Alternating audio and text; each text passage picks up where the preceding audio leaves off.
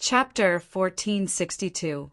He had seen this hall for a long time, and through a series of lucky chances and coincidences, he had become the master of this place. But it was only today that he learned its name, Mountain Ring Hall. Indeed, it was straightforward and boring. Qin Yu's thoughts wandered about, but his eyes were earnest as he slowly swept his eyes around. Although it hadn't been too long since he left, the feeling this Mountain Ring Hall gave Qin Yu was that it had undergone some changes. It wasn't very obvious, but it was so subtle that it seemed to have seeped into his bones. It gave Qin Yu a feeling of growing closer and closer. He didn't know whether or not it was an illusion, but he didn't have time to think about it.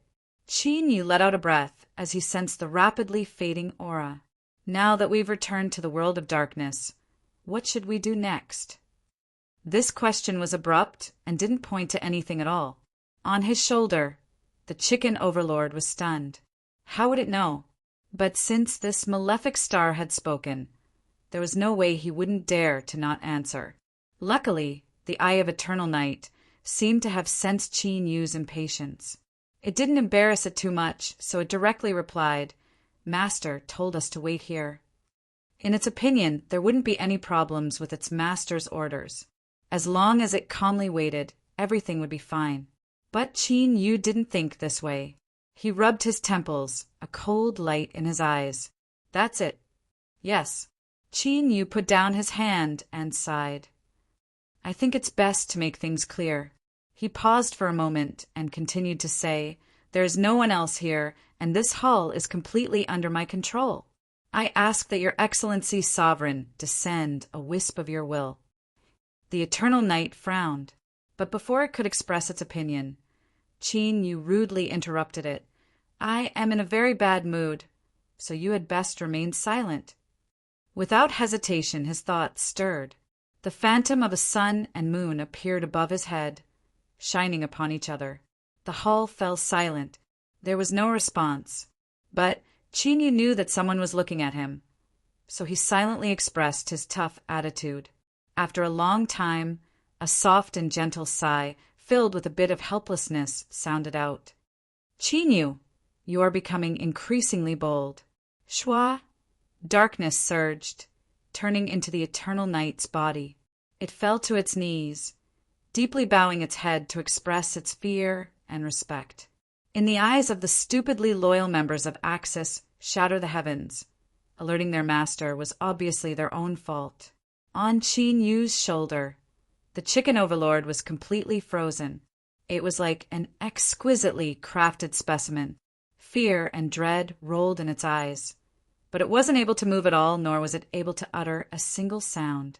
As a result, when that hand gently stroked its head, the chicken overlord that had been frightened to the extreme and finally broke through the limits of what it could withstand, its eyes instantly turned dull and lifeless. Like this, its eyes widened as it fainted from fright. His palm paused for a moment, and he glanced at Qin Yu. With a hint of mockery in his voice, he said, "This little thing's courage isn't like yours." Qin Yu looked at the ruler, who emerged from the sun and moon phantoms. He bowed and said, "In truth, this junior's courage is very small, but in order to survive, I have no choice but to be insolent this once. I ask that you understand." This was an answer to her question, and it also expressed his attitude once again. I don't want to be a person who knows nothing about the future. The ruler's shadow was very faint. At the very least, it was much fainter than before, like a shallow ink painting. It was clear that when she arrived here, she was much more cautious and didn't dare to use too much strength. But in the end, she was still a ruler, and it was clear that she possessed a strength far greater than that of an ordinary ruler. Thus, when she stroked the chicken overlord just now, the chicken overlord had fainted from fright. Thus, when Qin Yu faced her, he still dared to persist and express his will. This was truly an extraordinary matter. A trace of praise flashed in the ruler's eyes, but it was only a trace before it vanished, returning to silence. Perhaps you are well aware that I need you to do some things for me. Because of this, you feel that you have the qualifications to be insolent.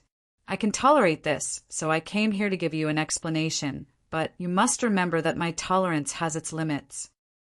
Qin Yu calmly bowed, but at this time his back was already soaked with a cold sweat. The ruler withdrew her oppressive gaze. She lightly said, I know what you want to know. These words are difficult to pronounce, but the meaning is clear. But what I want to tell you is that entering the desolate region is far more difficult than you imagine. I made some preparations before this, but now that a better opportunity has presented itself, I abandoned my original plans. But it is also because of this that you'll have to face even more stringent investigations after entering the desolate region. Believe me, telling you everything now is definitely not a good choice. It might even push you into an irreversible abyss of destruction. Qin Yu stiffened, and a trace of shock appeared in the depths of his eyes. Although reason told him that this was likely just an excuse, his intuition told him to remain silent. The ruler smiled, his voice much gentler. I know that you are a smart person, so you have performed very well right now. I have no reason or need to deceive you. Once you enter the desolate region and pass the investigations, I will tell you everything. This was a promise. To be able to use his own attitude to force the ruler to descend and explain himself and even give him a corresponding promise. This was truly amazing. Qin, you couldn't help but feel a bit of pride in his heart. But this couldn't change the helplessness, bitterness, and unwillingness that twisted deep in his heart. In the end, he hadn't been able to achieve his goal, but he understood what it meant to have a sense of propriety and advance and retreat, especially when he was at an absolute disadvantage. Thank you for your explanation. I will do what I must. The ruler nodded with satisfaction. She flicked a finger, and a mote of light fused into Qin Yu's body. This is for you. If you can use it in the future, it should be able to save your life. If you can't, consider it an extra reward. She paused and then sighed. After all, the degree of danger is far higher than I expected. You must be careful. Qin Yu respectfully nodded. When he stood up and looked up once more, the ruler's figure had disappeared. After a moment of silence, Qin Yu focused his senses, but couldn't find any trace of that mote of light. Indeed, the ruler's methods weren't something he could touch. Qin Yu's lips curved up in a self-deprecating smile, and he let out a long breath. As he was feeling bitter and unwilling, he didn't know just how shaken the Eye of Eternal Night was, although her master had clearly given Qin Yu a warning this time. In the eyes of the Eye of Eternal Night, her arrival in the world of darkness itself was inconceivable, after all. With her master status, when had she ever been so tolerant of others? It couldn't think of any more explanations, so there was only one possibility. When it looked at Qin Yu, its eyes became even more solemn. It seemed that this matter was incomparably important to her master. Since that was the case, she had to accomplish it no matter what. Shwa, the darkness scattered. The Eye of Eternal Night on the crown faintly flashed and then fell silent. Ah! It was like Hei Tian had fallen asleep and suddenly stepped on nothing. The chicken overlord fiercely flapped its wings in panic, barely managing to avoid falling down. It turned its head in panic, its eyes filled with horror. But it discovered that the hall was still the same hall, without any difference from before. And it was still alive and well. Master! Just now, it was unknown whether it was because it thought back to the feeling of that hand caressing it, but the chicken overlord's body trembled. No matter what it said, it couldn't speak. Qin Yu said you had a nightmare. A nightmare was also a dream, but the chicken overlord didn't think that it had fallen asleep. It clearly remembered the memories, just now. There wasn't the slightest bit missing or blurry, so how could it have been a dream? Master! Just as it was about to speak, Qin Yu interrupted it with a wave of his hand. You had a nightmare. Remember this. Repeating this a second time clearly wasn't to retell what had just happened. Rather, it could only be a reminder to the chicken overlord. The chicken overlord's eyes swiveled around. Then it seemed to respond. It said, Master is right, I was dreaming. As it spoke, it carefully looked around, trying to let that unknown existence see its current performance. In this world, knowing too much was never a good thing. On the contrary, if one was ignorant, they might be able to live longer. Chinyu smiled, not saying anything else. After being frightened just now, the chicken overlord's lips would surely be tightly sealed. It definitely wouldn't speak carelessly. He walked deeper into the hall and sat down on the only throne. He took a deep breath and then closed his eyes.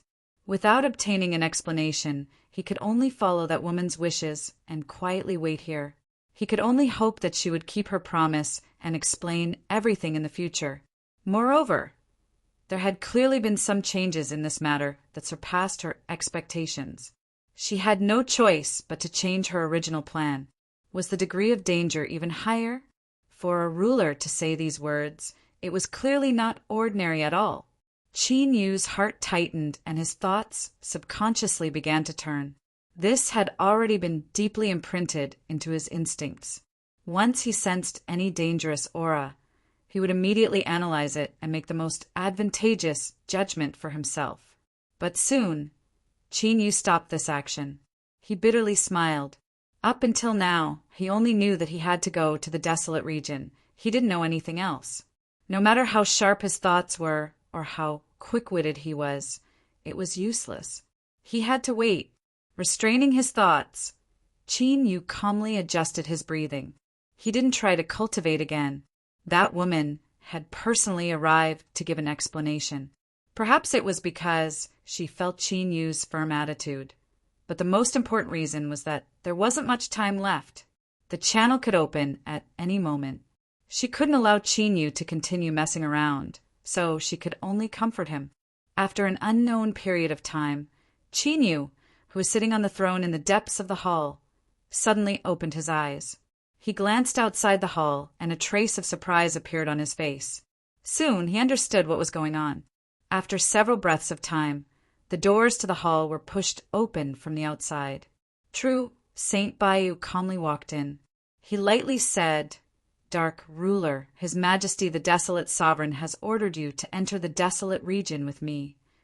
It's here. Qin Yu already knew this. He also guessed that since the woman had changed her plans, there was a high chance it was related to the western desolate region. After all, the opening of the channel was in their hands. Although this was the case, he still maintained his silence and confusion on the surface. So, after a brief pause, he asked, "What is it?" There was 30% hesitation in his voice, 20% joy, and the rest was vigilance. Although it was only 2 words, Qin Yu couldn't help but praise his own performance. The complex emotions in his words perfectly displayed the attitude that the Dark Ruler should have at this time. It was so real that he almost believed himself. Chapter 1463. As expected, True Sage Baitu didn't suspect anything. He didn't expect the God of Darkness in front of him to be a fake. His eyes were cold and indifferent, revealing a powerful oppressive aura. Since when has His Majesty ever explained his will to you and me? You will naturally understand after you go there. On the throne, the black-robed man was silent for a moment before he slowly said, "Very well." Although he was certain that the Darkness ruler wouldn't dare to reject this matter, True Saint Baiyu was still slightly relieved when he saw the Darkness ruler nod his head in agreement. After all, after devouring the eye of eternal night, no one knew exactly how powerful the ruler of darkness had become. Perhaps the prefix could be removed. The message from the western wasteland also vaguely revealed a hint of conciliation. True Saint Bai too could understand this. After all, even in the wasteland region, sovereigns were still existences that were worth recruiting. In this case, coupled with the dark world, it was only natural that the higher-ups of the western wilderness would change their attitude towards the Dark Lord. Thinking of this, True Saint Baiyu's expression became much more relaxed. "Please wait for a moment, Your Excellency, Ruler of Darkness. I will open the passage immediately." As he spoke, he flipped his hand and took out a black crystal. This object was in the shape of a perfect polyhedron. Even though it was in absolute darkness, it still gave off a dazzling feeling. Clearly, true Saint Baiyu was very confident. Even if the ruler of darkness saw everything, he would not be able to grasp the method to open the passageway. And that was indeed the case. This multifaceted crystal looked ordinary, but it was actually an item from the Emperor Palace. Rumor had it that it was personally refined by a powerful half-step martial monarch. Even though he was in control of the crystal, he could only open the passageway once with permission. In other words, the crystal was the key. Although it was not a one-time use item, authorization was required to open the channel every time. Not to mention the fact that the chief sovereign of darkness had no way of obtaining the crystal. Even if he did obtain it, he wouldn't be able to use it. True sage, Baitu, was naturally not afraid of being seen. With the injection of dark energy, the crystal trembled slightly, and the surrounding space began to fluctuate slightly. These seemingly light and unremarkable spatial fluctuations caused a dignified expression to appear on Qin Yu's face. What a terrifying aura! There was no time to think more. With the Huanshan Hall as the center, endless darkness gathered. As mentioned before, the world of dark was shrouded in eternal darkness, and it was difficult to see one's own fingers. But now he could clearly see that the surging and flowing darkness was surging towards him from all directions. The shadow of a large door slowly appeared amidst those minute fluctuations as a large amount of dark energy was injected into it. It was becoming more and more solid. And the reason Qin Yu didn't have time to think about this was because, at this moment, the aura that truly summoned the power of darkness and condensed the gate was the most terrifying he had ever seen in his life. This wasn't a lie. Even that mysterious woman didn't give him such a terrifying sense of oppression when he first came into contact with her. It was like an ant facing a towering Mount Tai. Not to mention exchanging blows with the other party. A single glance from the other party would be sufficient to kill him on the spot. The only similar feeling he had was when he was in World Zero, when he had viewed Yao Tao's memories. In other words, if he wasn't mistaken, this energy came from the quasi-monarch realm that he'd heard of and deeply respected a long time ago. Or perhaps it was even stronger. Facing such a supreme being, Qin Yu did his best to restrain his aura, not daring to reveal any abnormalities. He naturally didn't have the mind to think about this. And in fact, besides all of this, there was another reason. That was, Qin Yu discovered that true Saint Baiyu had acted right in front of him and hadn't been afraid of being seen at all. He had actually understood what he was doing. No, this wasn't the right way to put it. It wasn't that Qin Yu understood it, but rather that all of this was happening right in front of his eyes. He didn't know the specifics of the process, but he could clearly feel every bit of the dark energy condensing, as well as every minute change occurring within the gate that was forming. He felt as if he could interfere with this process, well, or perhaps with just a thought, he could stop or speed up the opening of the gate. This was an incomparably strange and wonderful feeling, and the source of this feeling was the Huanshan Hall he was in right now. Under the cover of his black robes, Qin Yu didn't fear being seen by others, but he still tried his best to restrain his thoughts and avoid revealing any abnormalities. It was just that there was a strange look on his face. He thought that this really was a meat pie that fell from the heavens. If the people of the Western Desolation knew that one of the gates that led to the broken world of the Southwest Desolation domain had fallen into Qin Yu's hands, the first thing they would do would be to kill Qin, no matter the cost. That's right, through his connection with the Huanshan Hall, Qin Yu was able to determine that all of this wasn't an illusion. His complexion was calm, and his aura didn't change at all. He did his best to suppress the impulses in his heart, but he still couldn't suppress the joy that gushed out from his heart. This caused Qin Yu to feel a bit more confidence towards the unknown future. In the soulless world, after learning of the existence of the Western Desolation and that clan, Qin Yu felt as if there were two mountains pressing down on his heart. Because he had come into contact with them enough, he was able to clearly feel and confirm just how terrifying they were.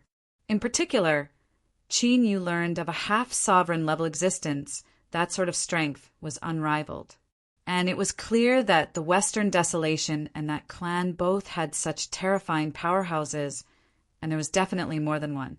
Although Qin Yu had a great deal of confidence in himself, he didn't believe he could resist any one of them. Once he was exposed, the Western Desolation and that clan wouldn't hesitate to pay any price to retaliate, and he would die without a doubt. It was because of this that beneath Qin Yu's calm exterior, he had been suppressing and restraining himself. He was filled with an even greater desire for strength. But this required time, and what Qin Yu lacked right now was time.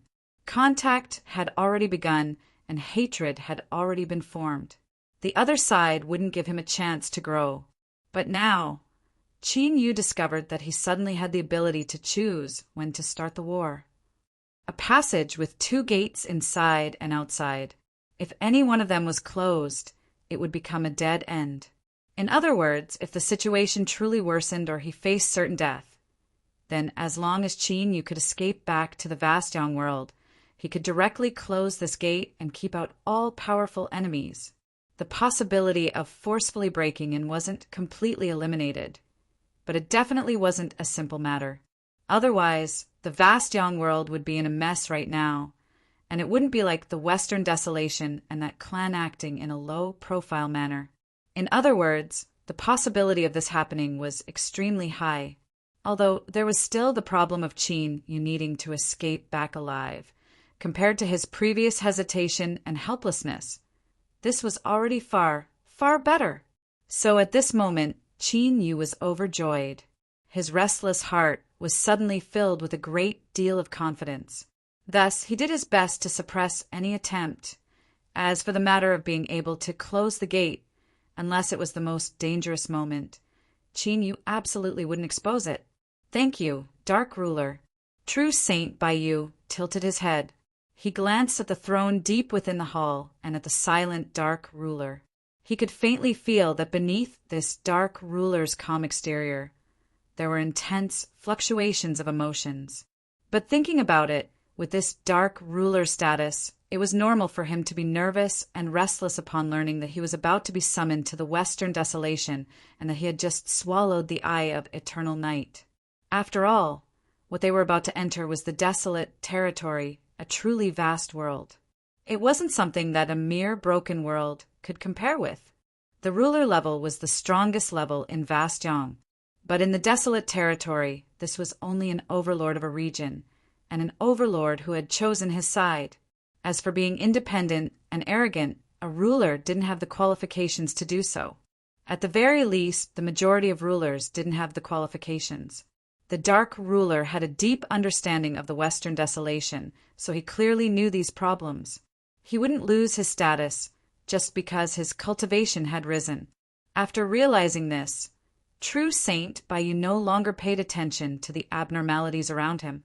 Instead, he wholeheartedly poured strength into the black crystal. Ka! With a light sound, as if something had been assembled, a crack suddenly opened in the door that appeared. True Saint Baiyu relaxed. He knew that he hadn't made a mistake and the channel had been opened. Now, all he needed to do was provide more strength and open the entrance bit by bit. The first reason he was able to follow the Dark Ruler back to the Western Desolation was because of his status. Since the time was almost up, it wouldn't be difficult for him to leave. The second reason was because after Qin Yu's crazy slaughter, the number of true saints in the Dark World had plummeted.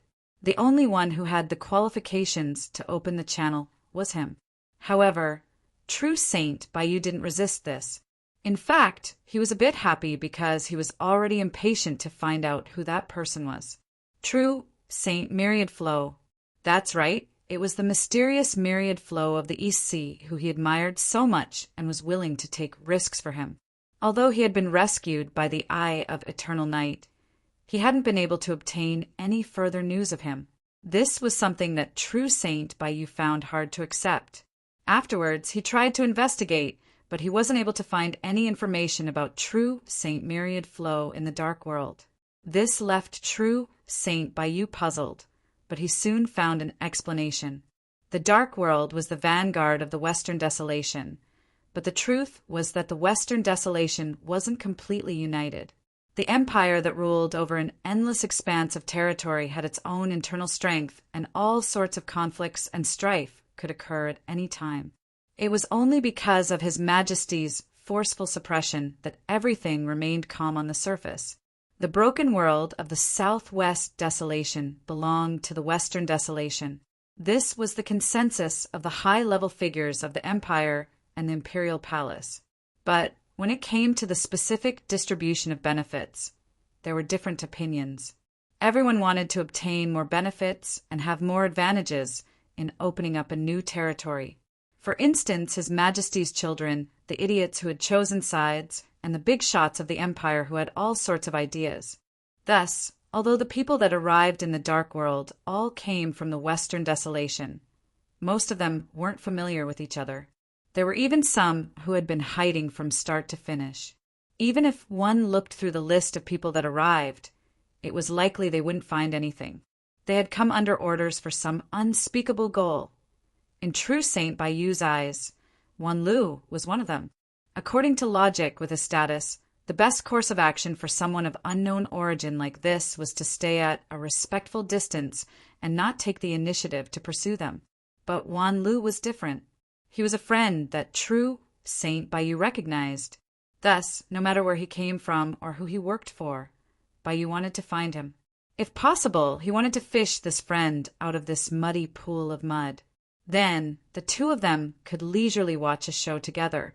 Why bother with those ugly people in the dark? As he thought of this, true Saint Bayou felt an increasing urgency towards returning to the Western Desolation. If Chinyu knew what true Saint Bayou was thinking right now, he would likely feel a massive headache and think of silencing Wan Lu once more. As the saying went, it was better to reminisce than to meet.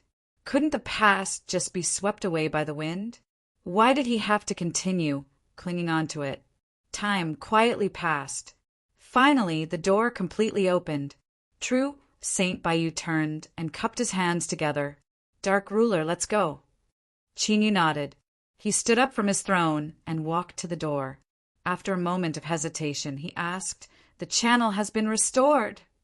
True Saint Bayou said, "The Lord will provide protection for us." Chinyu no longer hesitated. He glanced at true Saint Bayou and stepped in. Chapter 1464. My name is the Chicken Overlord. I believe that everyone here already knows me and has a deep understanding of me, so I won't introduce myself any further. But I was no different from the previous seniors who had introduced themselves. This was because I was also panicking right now. No, it was more accurate to say that I was even more panicked than them. That evil star was actually the Dark Ruler. Grandpa Heavens, this world was far too terrifying. It simply changed at a whim. But before I could fully accept this and digest it, even more terrifying events began to occur, one after another. First was a woman. Don't ask me how I know this, but her hands were incomparably delicate. Even if she were to touch your head, you would know.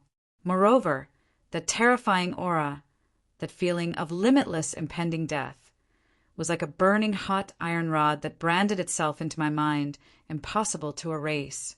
I didn't know who she was, but this woman was absolutely the most terrifying female life form I had ever encountered in my life. Not one of them.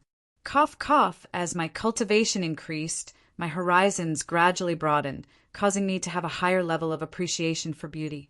But this woman, I didn't dare to think about it. I didn't dare to think about it at all. Originally, I thought that she was the most terrifying climax of this terrifying transformation. But the facts proved that I was still too young. As long as I followed beside that evil star, all sorts of strange and impossible things would happen. Thus I saw that door. Although my divine kingdom had been stolen from me, I had still possessed it for a period of time. Fake or fake could also be called him. This involved a transformation of life's natural order. In truth, because I didn't study it completely, I wasn't too clear on the specifics. But it gave me an extremely sharp perception. Thus, I was able to clearly see the essence of that door. If that woman just now gave me the feeling of mountains and rivers being torn to shreds, then the aura from that door was the feeling of the sun and moon collapsing and all things being destroyed. In short, at that time, if I wasn't standing on Qin Yu's shoulder and worried that he might retaliate against me, I would have pissed myself on the spot. Just what did that evil star want to do? I actually encountered such a terrifying event in succession. But this wasn't the end, because that evil star actually walked through that open door. Was he insane? I wanted to run away, but my legs were already weak. My wings, which had once soared tens of thousands of li high in the sky, were now so weak that I couldn't exert even the slightest bit of strength. She could only desperately grab onto his shoulder and allow herself to be brought in. Then she was enveloped by an aura and brought to an unknown place. As for my sensitive senses, I had already mentioned it before. Thus, the moment I came into contact with the aura surrounding my body, I fainted from fright. I admit that I must be in an extremely sorry state right now, but from how I see it, being able to faint now is an incomparably fortunate thing.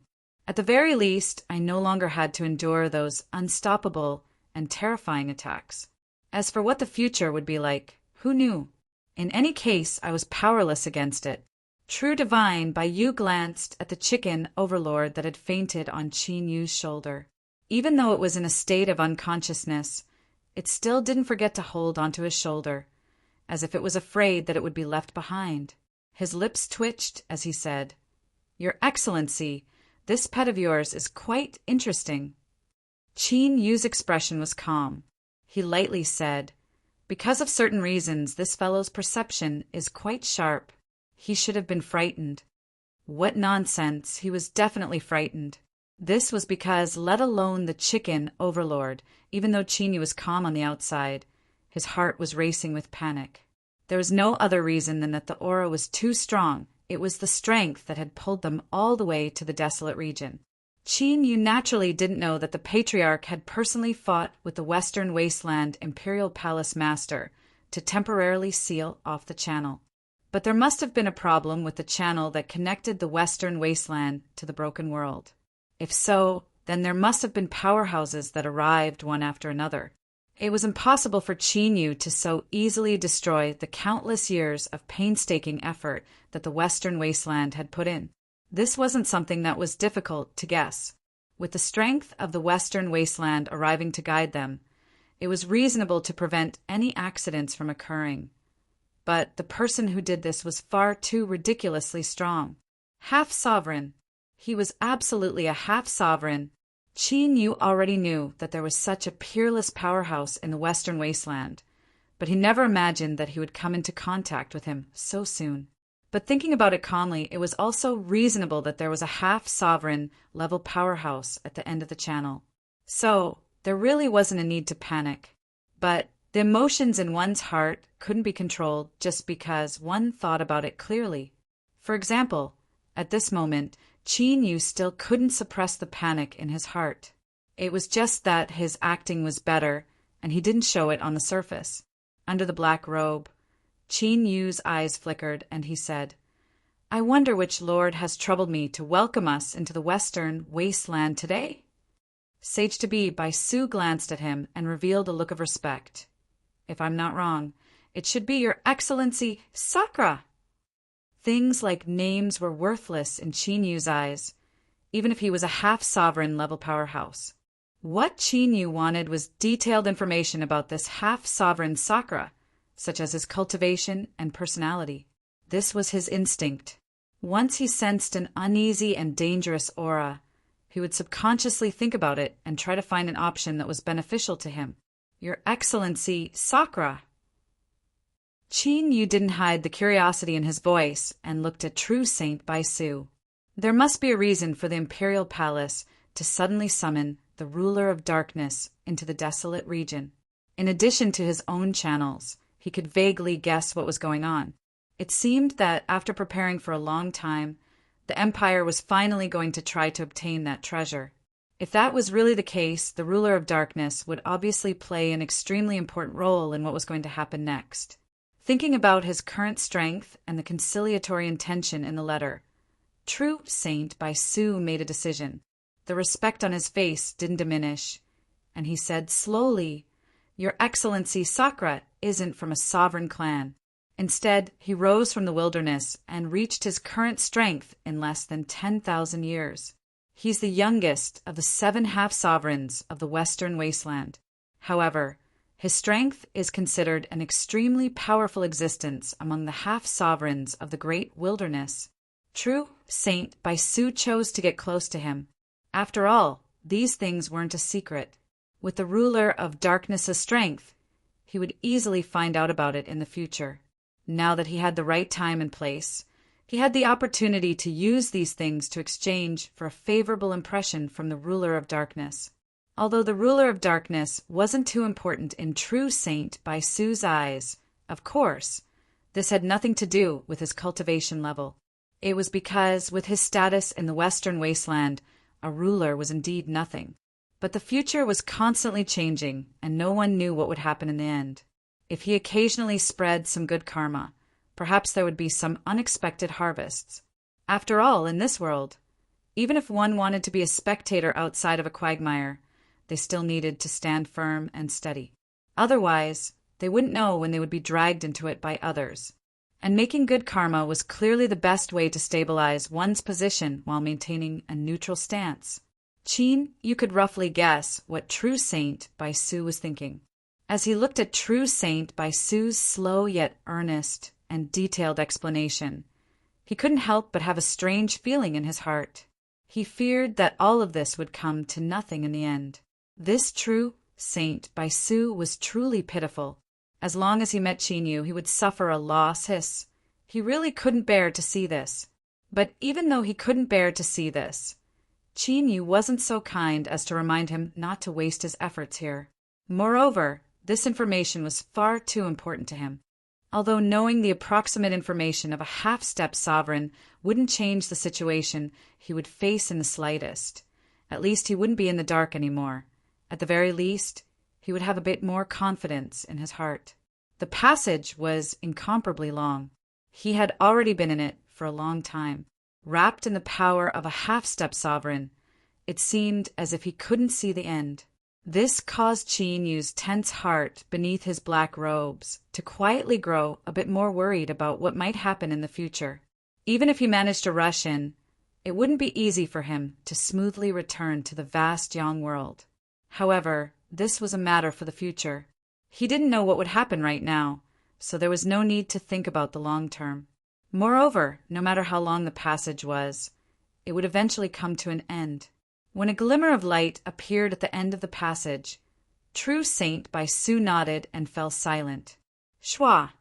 In the next moment, brilliant light sprinkled down, covering Chinyu within. He couldn't help but narrow his eyes as he looked at the skies above him. Then his heart shook and he suppressed the sourness in his eyes, revealing a bit of shock that he couldn't hide. This was because in the skies above, 9 suns had appeared together. This scene surpassed his imagination. Even though Chinyu had a firm will and a deep mind, he still couldn't help but fall into a deep shock. 9 suns. In the desolate region, he could actually see 9 suns at the same time, but the feeling it gave off was warm and incomparably comfortable. There wasn't any horrifying scene of 9 suns displaying their might together and burning down the heavens and earth. Could it be because the desolate region was vast enough that it could withstand the light of 9 suns simultaneously? Chinyu regained his composure. He took a deep breath and was about to restrain his thoughts. But at this time his complexion changed and he froze where he was. At this moment, in Chinyu's world, the 9 suns in the skies suddenly dimmed and then extinguished, turning into pitch black. A pair of eyes appeared in this pitch black darkness. It was like the appearance of these eyes had directly extinguished the 9 suns. Chinyu's scalp tingled and all the hairs on his body stood up. He felt as if he would explode on the spot. Of course, this was an illusion. He wouldn't be killed because these eyes had locked onto him. It was just that all of his concealment had been stripped away in an instant. It was like his naked heart had been completely cut open for all to see. This clearly wasn't Chinyu's original intention. But now that his consciousness had been forcefully extracted and isolated from his control of his body, he could sense all of this, but he was powerless to change anything. It seemed like a breath of time had passed, but it also seemed like countless years. At this moment, the concept of time and space had completely disappeared. Qin Yu suddenly regained control of his body. He was like a drowning person who had been rescued. His face was pale, and he was panting for breath. His eyes were filled with endless fear. "Farewell, Lord Sakura!" True Saint Baiyu's respectful voice sounded out from the side. He bowed deeply and bowed. At this moment, Qin Yu knew that the owner of those eyes just now was at the half-sovereign realm. So this was the strength of a half-sovereign realm expert. Qin Yu had imagined countless possibilities of this level of strength, but only after experiencing it for himself did he realize just how lacking his imagination was. The trembling in his heart told him coldly that the reason why he hadn't died after being locked onto by those eyes was because the other party hadn't sensed anything wrong from his body. In other words, if Qin Yu had exposed himself, then when Sakura's eyes locked onto him, he would have already died. A single gaze could kill a true saint. Qin Yu was slower by more than a beat, but he still suppressed his fear and panic. He bowed to show his respect and reverence. He was incomparably clear in his heart that if he hadn't obtained the Dark Emperor crown, he wouldn't have been able to resist the gaze of a half-sovereign realm expert. Thinking about the enemies in the future, there would be more than one half-sovereign realm expert, and it was very likely that there would be even more powerful existences. Even though Qin Yu was mentally prepared for the strength of the Western Wilderness and that clan, he was still filled with difficulty and hesitation. Could he really contend against such a powerful enemy? Chapter 14:65. After a long time, True Saint Baiyu stood up and looked in a certain direction with respect in his eyes. Half-sovereigns were the cornerstone of a country. No matter what influence one belonged to, they were treated with the highest respect and reverence. He turned to look at Qin Yu. True Saint Baiyu's eyes revealed a bit of surprise. He felt that his previous decision was correct. Dark Ruler, His Excellency Sakura has left. You can get up. The reason he exclaimed in admiration was very simple. It was because he was able to react so quickly after being probed by a quasi-monarch. Moreover, he was able to react in such a dignified manner. Just this was shocking enough. Qin Yu's body trembled as if he had been standing for a long time. He slowly straightened his body and revealed an incomparably pale face. His lips twitched, and he revealed an extremely forced smile. "I've made True Saint Baiyu laugh at me." True Saint Baiyu shook his head.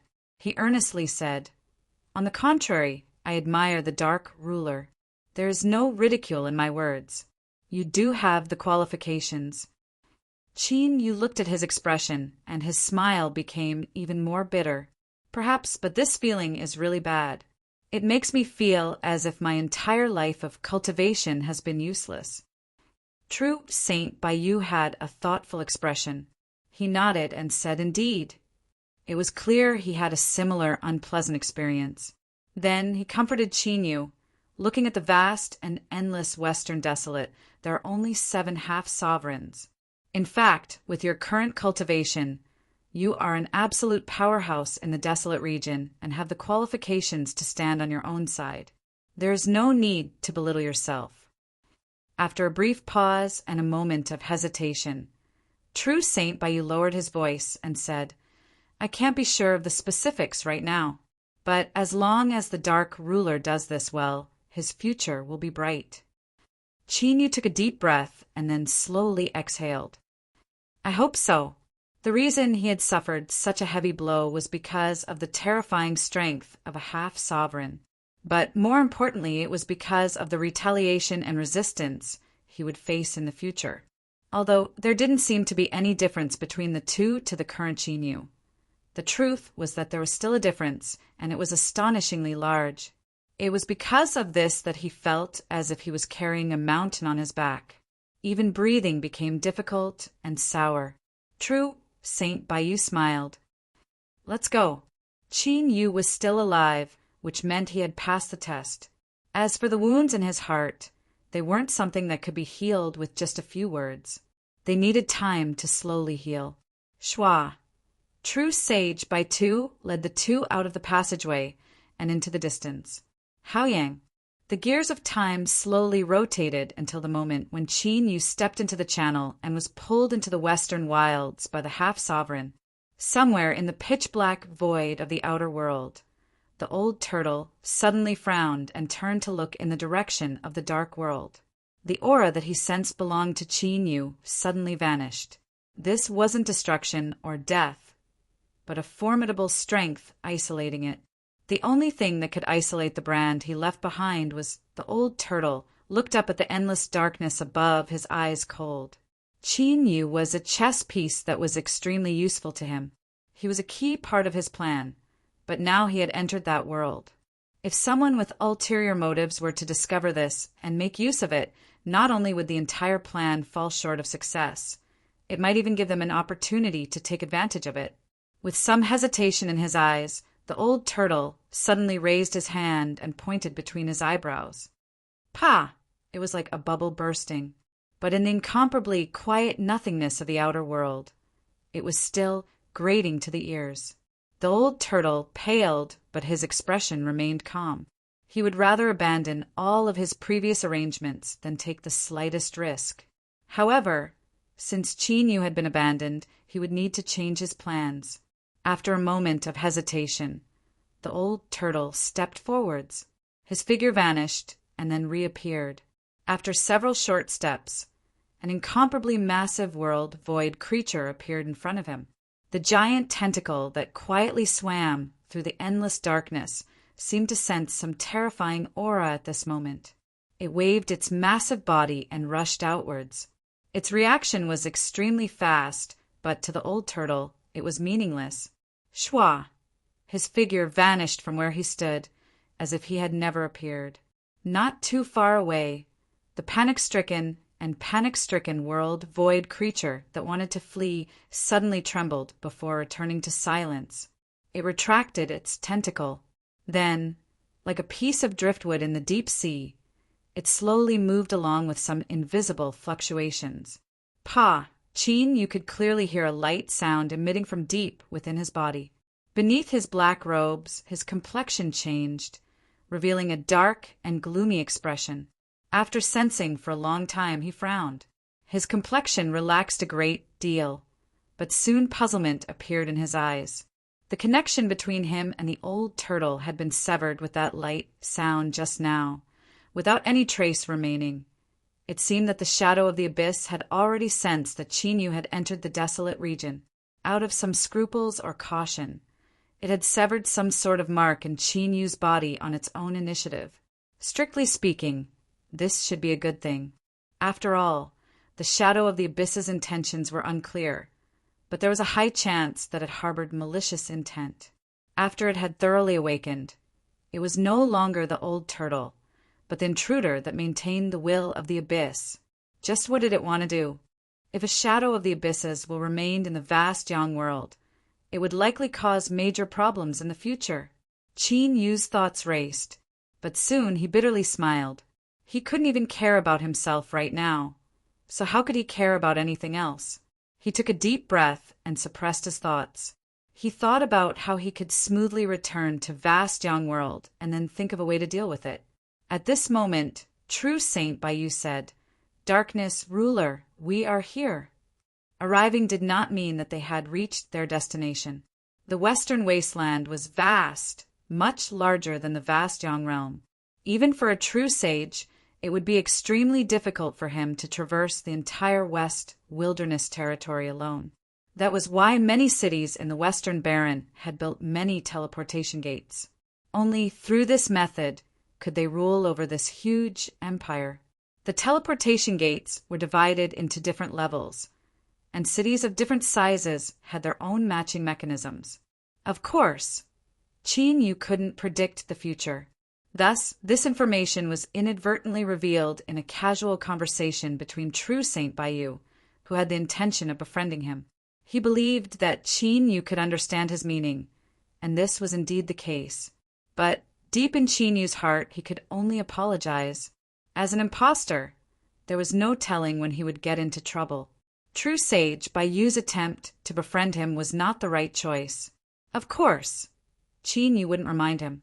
After all, everyone in this world had to pay for their own choices. Even if something happened and True Saint Yu was implicated, he could only blame his bad luck. Cough, cough, who told him to deliver himself to Yu on his own initiative. Yu had no intention of harming him. Perhaps it was to prevent any accidents from occurring in the channel, but a large area around it did not allow the construction of teleportation gates. Yu followed True Saint Yu for a long time before they arrived at the city in front of them. Although the scale of the city was astonishing in Yu's eyes, in True Saint Yu's words, it was only a small fifth-tier city. Its only use was to provide a teleportation gate that led to other large cities. He hadn't fully explained this before. Different levels of teleportation gates had great differences in usage. It wasn't as if one could enter a teleportation gate and smoothly reach anywhere they wanted. Perhaps it was to prevent accidents or to deal with sudden problems. But unless there were special circumstances, low-level teleportation gates could only send one to a higher-level city, and so on and so forth. The small city that True Saint Yu spoke of caused Yu's heart to tremble, because in this city he could feel the aura of a saint. Although it was only a Bittersea half-saint that had yet to transcend, it had to be known that in front of him, a small fifth-tier city that True Saint Yu spoke of was actually guarded by a saint. And in Vastyong, a half-saint had the qualifications to establish a sect. Even like the Heavenly Sword sect, they could occupy an independent small world. As expected, the level of strength and the strength of the cultivators in the desolate region were far greater than in Vastyong. In addition, Yu also discovered another matter that shocked him greatly. That was that in this small city, there were a large number of ordinary people living. Of course, they were stronger than ordinary people, and their life aura was also more exuberant. But compared to the power that cultivators controlled, they could only be classified as ordinary people. His divine sense could sense that although these ordinary people lived a difficult life and most of them were engaged in hard labor, they were still alive and well in a city that had a half-saint. In the vast young world, this was an unimaginable matter. Let's go. It's just a small city. There is no need to stop. As True Saint Yu finished speaking, he brought Yu directly into the city and landed in front of the tightly guarded transmission gate. Without needing to speak, the powerful pressure that the two of them exuded caused everyone's complexions to change, and they revealed looks of awe. But there wasn't much panic in their expressions. This was likely because this small city was close to the passage to the broken world, and they often encountered high-level characters of the Empire. Greetings, lords. Please show me your proof of identity. This was the rule for using the transmission gate. True Saint Yu naturally wouldn't put on airs with these people. He casually took out a token and flashed it. The complexions of the guards outside the transmission gate changed, and they knelt on the ground, their bodies shivering. Yu was startled. He glanced at True Saint Yu. In the desolate region, a true saint shouldn't possess such a terrifying deterrence. It seemed that this fellow's identity wasn't ordinary. True Saint Yu wanted to make friends with Yu, so he naturally had to show some things. He might not be able to match Yu in terms of cultivation, but his status was enough to make up for the disparity between them. Thus, sensing the change in Yu's eyes, True Saint Yu smiled and gestured with his hand. "Dark Ruler, please." He didn't need to say anything, but this silence in itself represented his formidable self-confidence. Chapter 1466. There was no need to elaborate on the transmission process. The only thing that left Yu amazed was its efficiency and smoothness. The entire process was fast and quiet. It didn't give anyone the slightest feeling of discomfort. Even an ordinary person would be able to pass through these transmission gates. From this, it could be seen that the desolate region had amazing attainments in the aspect of transmission gates. It was clear that they had spent a great deal of time and energy in this aspect. This caused Qin Yu to think back to the massive number of ordinary people he saw in that city just now. The doubts in his heart became increasingly heavy. After stepping out of a transmission gate, they didn't pause at all. After True Saint Baiyu revealed his identity, the two of them turned and entered another transmission gate. When they stepped out again, a powerful aura covered the entire area. Qin Yu's heart chilled and shook. It was clear that this transmission gate had an extremely powerful array formation set up around it. It was enough to leave Qin Yu startled. From this, it could be seen just how terrifying it was. Who? True Saint Baiyu let out a long breath. He smiled and turned. Darkness Sovereign, now we can be considered to have truly entered the bustling region of the Western Desolate. Qin Yu slowly nodded. The Desolate region truly lives up to its reputation. There was no exaggeration in these words. Even the small 5-line city that Baiyu spoke of had a half-step Saint Powerhouse guarding it, much less a large city like this. Although there was a powerful array formation covering the transmission gate, Qin Yu could still feel several terrifying auras looming over him. Among them, the most obscure one was like a bird that flew past the surface of the water in the early morning of winter, leaving behind an extremely dim shadow that was almost ignored. Strong, extremely strong. It even gave Qin Yu the same feeling as when he faced the Darkness Sovereign. In other words, this person was at least at the weak sovereign level. If he had some more hidden cards, he would be a true sovereign. As for the Darkness Sovereign, he was someone who had hidden away in the vast young world, a legendary character. But now he had encountered one in a random city.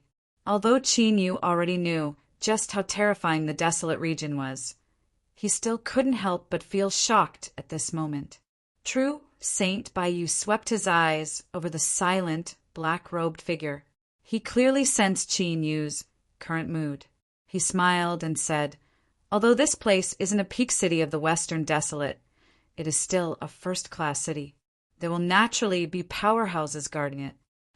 Although he wanted to win over Qin Yu and establish a relatively good relationship between them, standing from the standpoint of the Western Desolate, he still subconsciously hoped that Qin Yu would feel a bit more awe and dread in his heart.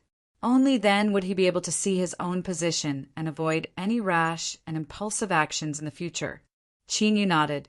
"Have we arrived?" True Saint Baitu said, "Not yet, but after arriving here, we only need to go through another teleportation to reach the imperial capital." After a pause, he smiled and said, "This big city is called Ocean Viewing. Of course, there is no ocean here, so I've always been puzzled as to why it is called this. However, none of this is important. The important thing is that the lords stationed in Guanhai City are old friends with my family. Since I've revealed my identity, I can't just leave without informing them. That would be too rude." Qin Yu said, "If time permits, I can wait." True Sage Baiyu smiled. "I won't take too long. Dark Ruler, please follow me." Indeed, just as Qin Yu had guessed, True Sage Baitu had an extraordinary status in the Western Desolate. His family actually had a sizable property in Ocean Viewing City. Some people said that the two most ancient professions in the world were thieves and prostitutes. Let's not consider whether or not this was true. But right now, there was a strange look on Qin Yu's face. The place he was brought to was a brothel. Under the respectful and earnest guidance of the boss, the group passed through the lively front yard and arrived at a giant lake. Dozens of courtyards of different styles, all exuding a noble and gorgeous aura, were situated on the shore in succession. Among them, weeping willows were nestled. As the breeze blew across the surface of the lake, the gentle and quiet willow branches swayed gently, as if they were countless captivating souls. There was a knock on the courtyard doors. Miss Yin, who had just fallen asleep not too long ago, resisted the weariness in her heart and soreness in her eyes. She wondered where this strange pervert had come from and why he wanted to disturb her peace and quiet in broad daylight. But she still had a sweet smile on her face. She ordered the maids to quickly open the doors and then, with a burst of fragrant wind, welcomed them. She saw the smiling and respectful face of the boss, who was rumored to have transcendent abilities. Then she saw the two youths behind him, who didn't seem to have an imposing aura but were still dazzling. Miss Yin was startled and groaned inwardly. She feared that the purity she had painstakingly guarded for so many years would be destroyed today. Although she had already expected that this day would come, to think that two people would come at once, this caused Miss Yin to bitterly smile inwardly. She couldn't help but feel a bit of apprehension and fear. But this person was someone that even the boss had to carefully curry favor with. What could a mere weak woman like her do? She could only resign herself to adversity. Yun Qing greets the two young masters. Hot water and tea have been prepared. Please come in and wash away the dust and fatigue from your journey. Her voice was very pleasant to listen to. Most importantly, it didn't have the slightest bit of flattery. Instead, it gave off a sense of calmness and comfort. True Saint Bayou glanced at the boss and revealed a look of satisfaction. He turned around and said, "Darkness Cough, you can rest here for a while. I will definitely be back before sunset. If you need anything in the meantime, just let me know."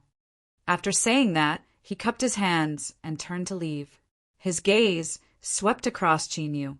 Although his expression couldn't be seen under the cover of his black robe, his slightly tensed body showed that he didn't expect such a thing to happen. This guy was actually a little nervous. Could he be a virgin? In this world, there were people who loved beauties more than anything else. However, there were also people who only knew how to cultivate and lived like ascetic monks. True Saint Bayou's lips curled up. He felt that, at least in some aspects, he was stronger than the darkness True Saint. Then, with a strange sense of superiority, he disappeared on the lakeside path. Miss Yin stood up and secretly heaved a sigh of relief. At the same time, she was a little disappointed. As a member of the party, it was natural for her to be observant.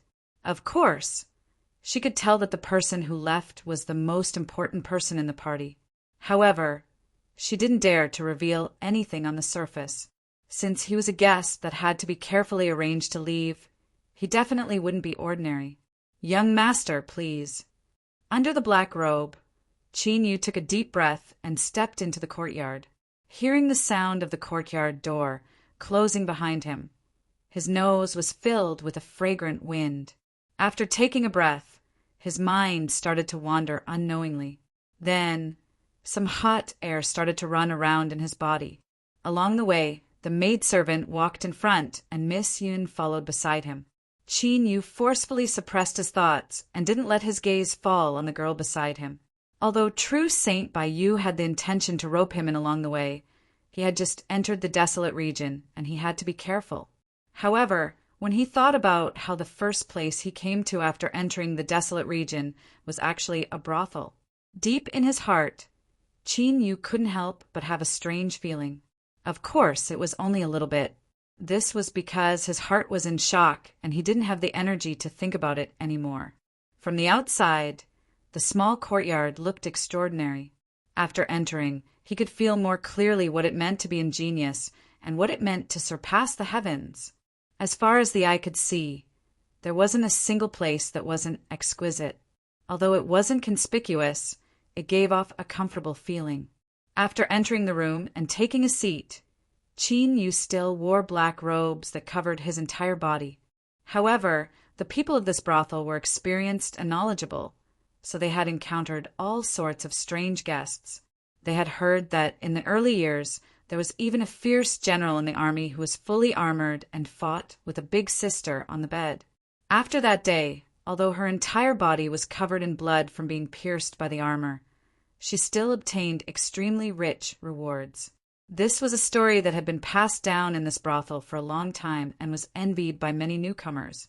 After all, the rewards they heard were enough to make their hearts race with excitement. Thus, it didn't matter if one was eccentric or not. On the contrary, the more eccentric a guest was, the more popular they would be in this brothel. After all, only a powerhouse or someone with the ability could maintain their own uniqueness. This could probably be explained as the saying went. Risks and benefits coexisted. This strange, black-robed guest in front of him, from the way he had appeared, he was clearly someone with great strength.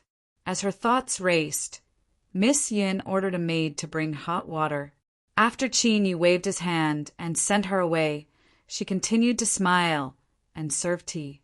You're here to have some fun today, so it's better to relax a little. This tea is excellent, and we only brew it for distinguished guests. You should drink it while it's hot, so as not to waste it. As Miss Yin spoke, she looked at the strange, black-robed guest in front of her. She didn't know if it was an illusion or not, but she felt that from the moment they met until now, a great deal of his attention had been focused on her, even though his expression was extremely restrained. Miss Yin had always been confident in her own intuition, and past events had proven that she had the qualifications to be confident. Could it be that this strange, black-robed guest had taken a liking to her? What if he wanted to do? What should she do? Should she refuse? Looking at the boss's attitude just now, this person likely had an amazing background. If she were to provoke him, she would surely suffer. But if she complied with him, she wouldn't have the qualifications to live in this lakeside courtyard anymore. She would lose her current status and support. As Miss Yin thought about it, she discovered that she could only resign herself to adversity. As for what would happen in the end, she could only hope that this person wouldn't be too heartless and give her some sort of explanation. As she thought of this, there was a bit more bitterness and panic in her eyes. When combined with her flower-like appearance, she suddenly had a much more lovable aura. When it came to controlling a man's mind, a woman of pleasure always had some methods. But unfortunately, her exquisite performance wasn't able to enter Qin Yu's heart at all, nor was it able to stir up any thoughts in him. From beneath the black robes, a low and deep voice suddenly sounded out, "Have them all leave." Miss Yin was startled. Her face paled a bit. She thought that she was finished. This time, she had encountered a rough and straightforward fellow. Even if he had any thoughts, it would be to drink some wine and sing some songs. After some flirting with each other, they would finally go to bed together. It had to be known that these rough and uncouth men didn't understand what pity was. They also looked down on women. To say that they were heartless was already a light punishment. As Miss Yin thought about how the purity she had cultivated for so many years was about to be destroyed in the hands of such a rough and uncouth man, she felt a pang of bitterness in her heart. But she had already said that she couldn't refuse, otherwise her fate might be even more miserable than this. Thus, Miss Yin could only forcefully smile and wave her hand. "All of you leave.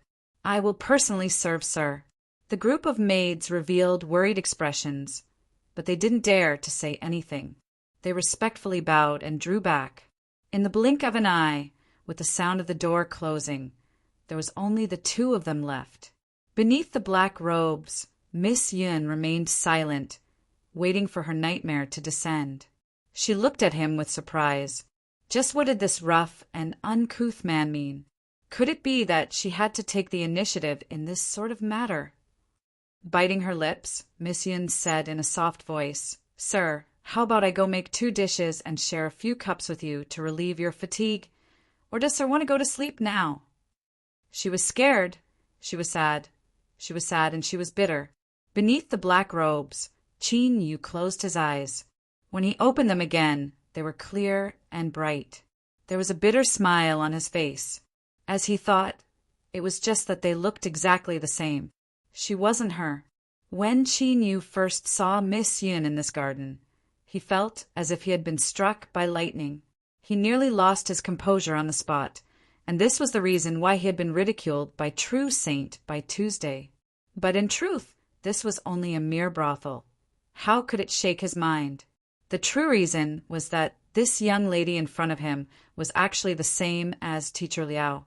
No, it was more accurate to say that the two of them seemed to have come from the same mold. This was why Qin Yu had been so anxious. But now, everyone had withdrawn, and there were only the two of them left in the room. There was also no monitoring aura, and Miss Yin still looked the same. This could only mean that she wasn't Teacher Liao. Chapter 1467. Qin Yu was disappointed. One couldn't lie to themselves. In the endless years he had spent with her, he had come into contact with many outstanding women, but Liao Shi was the most special one. Even though they hadn't known each other for a long time, she had left behind an indelible memory in Qin Yu's mind. Perhaps there was an old saying that what was lost was always worth cherishing. She had suddenly disappeared, fading away in Qin Yu's arms. Because of this, she had become even more profound and unforgettable. After confirming Liao Shi's origins from the abyssal shadow, the truth was that Qin Yu had already prepared himself. But today, as he saw Yun Qing, who looked exactly like her, his mind shook and he instinctively felt a bit of anticipation. But now that he had found nothing, in addition to the fact that his emotions had been in a raging state ever since he entered the desolate region, now that he had calmed down, he felt even more empty and lost. Luckily, the black robes covered his entire body, concealing Qin Yu's emotions, so no one noticed anything strange. "I'm hungry. Let's go make some side dishes." Miss Yin was happy, but she didn't dare to reveal it. She respectfully bowed and left. It had to be said that the young ladies of this restaurant all had their own unique skills. Even in the aspect of cooking, they all had extremely high standards. Qin Yu ate a few mouthfuls, surprise in his eyes. Although he had long since passed the stage where he could replenish his strength through eating and drinking, he still had enough respect for the beautiful things of this world. He began to eat more. 2 maids carefully served wine at the side, their eyes sweeping over him from time to time. Within their warm and gentle eyes, there was a faint trace of worry. This was because today, this young lady's performance in cooking had been a bit excessive.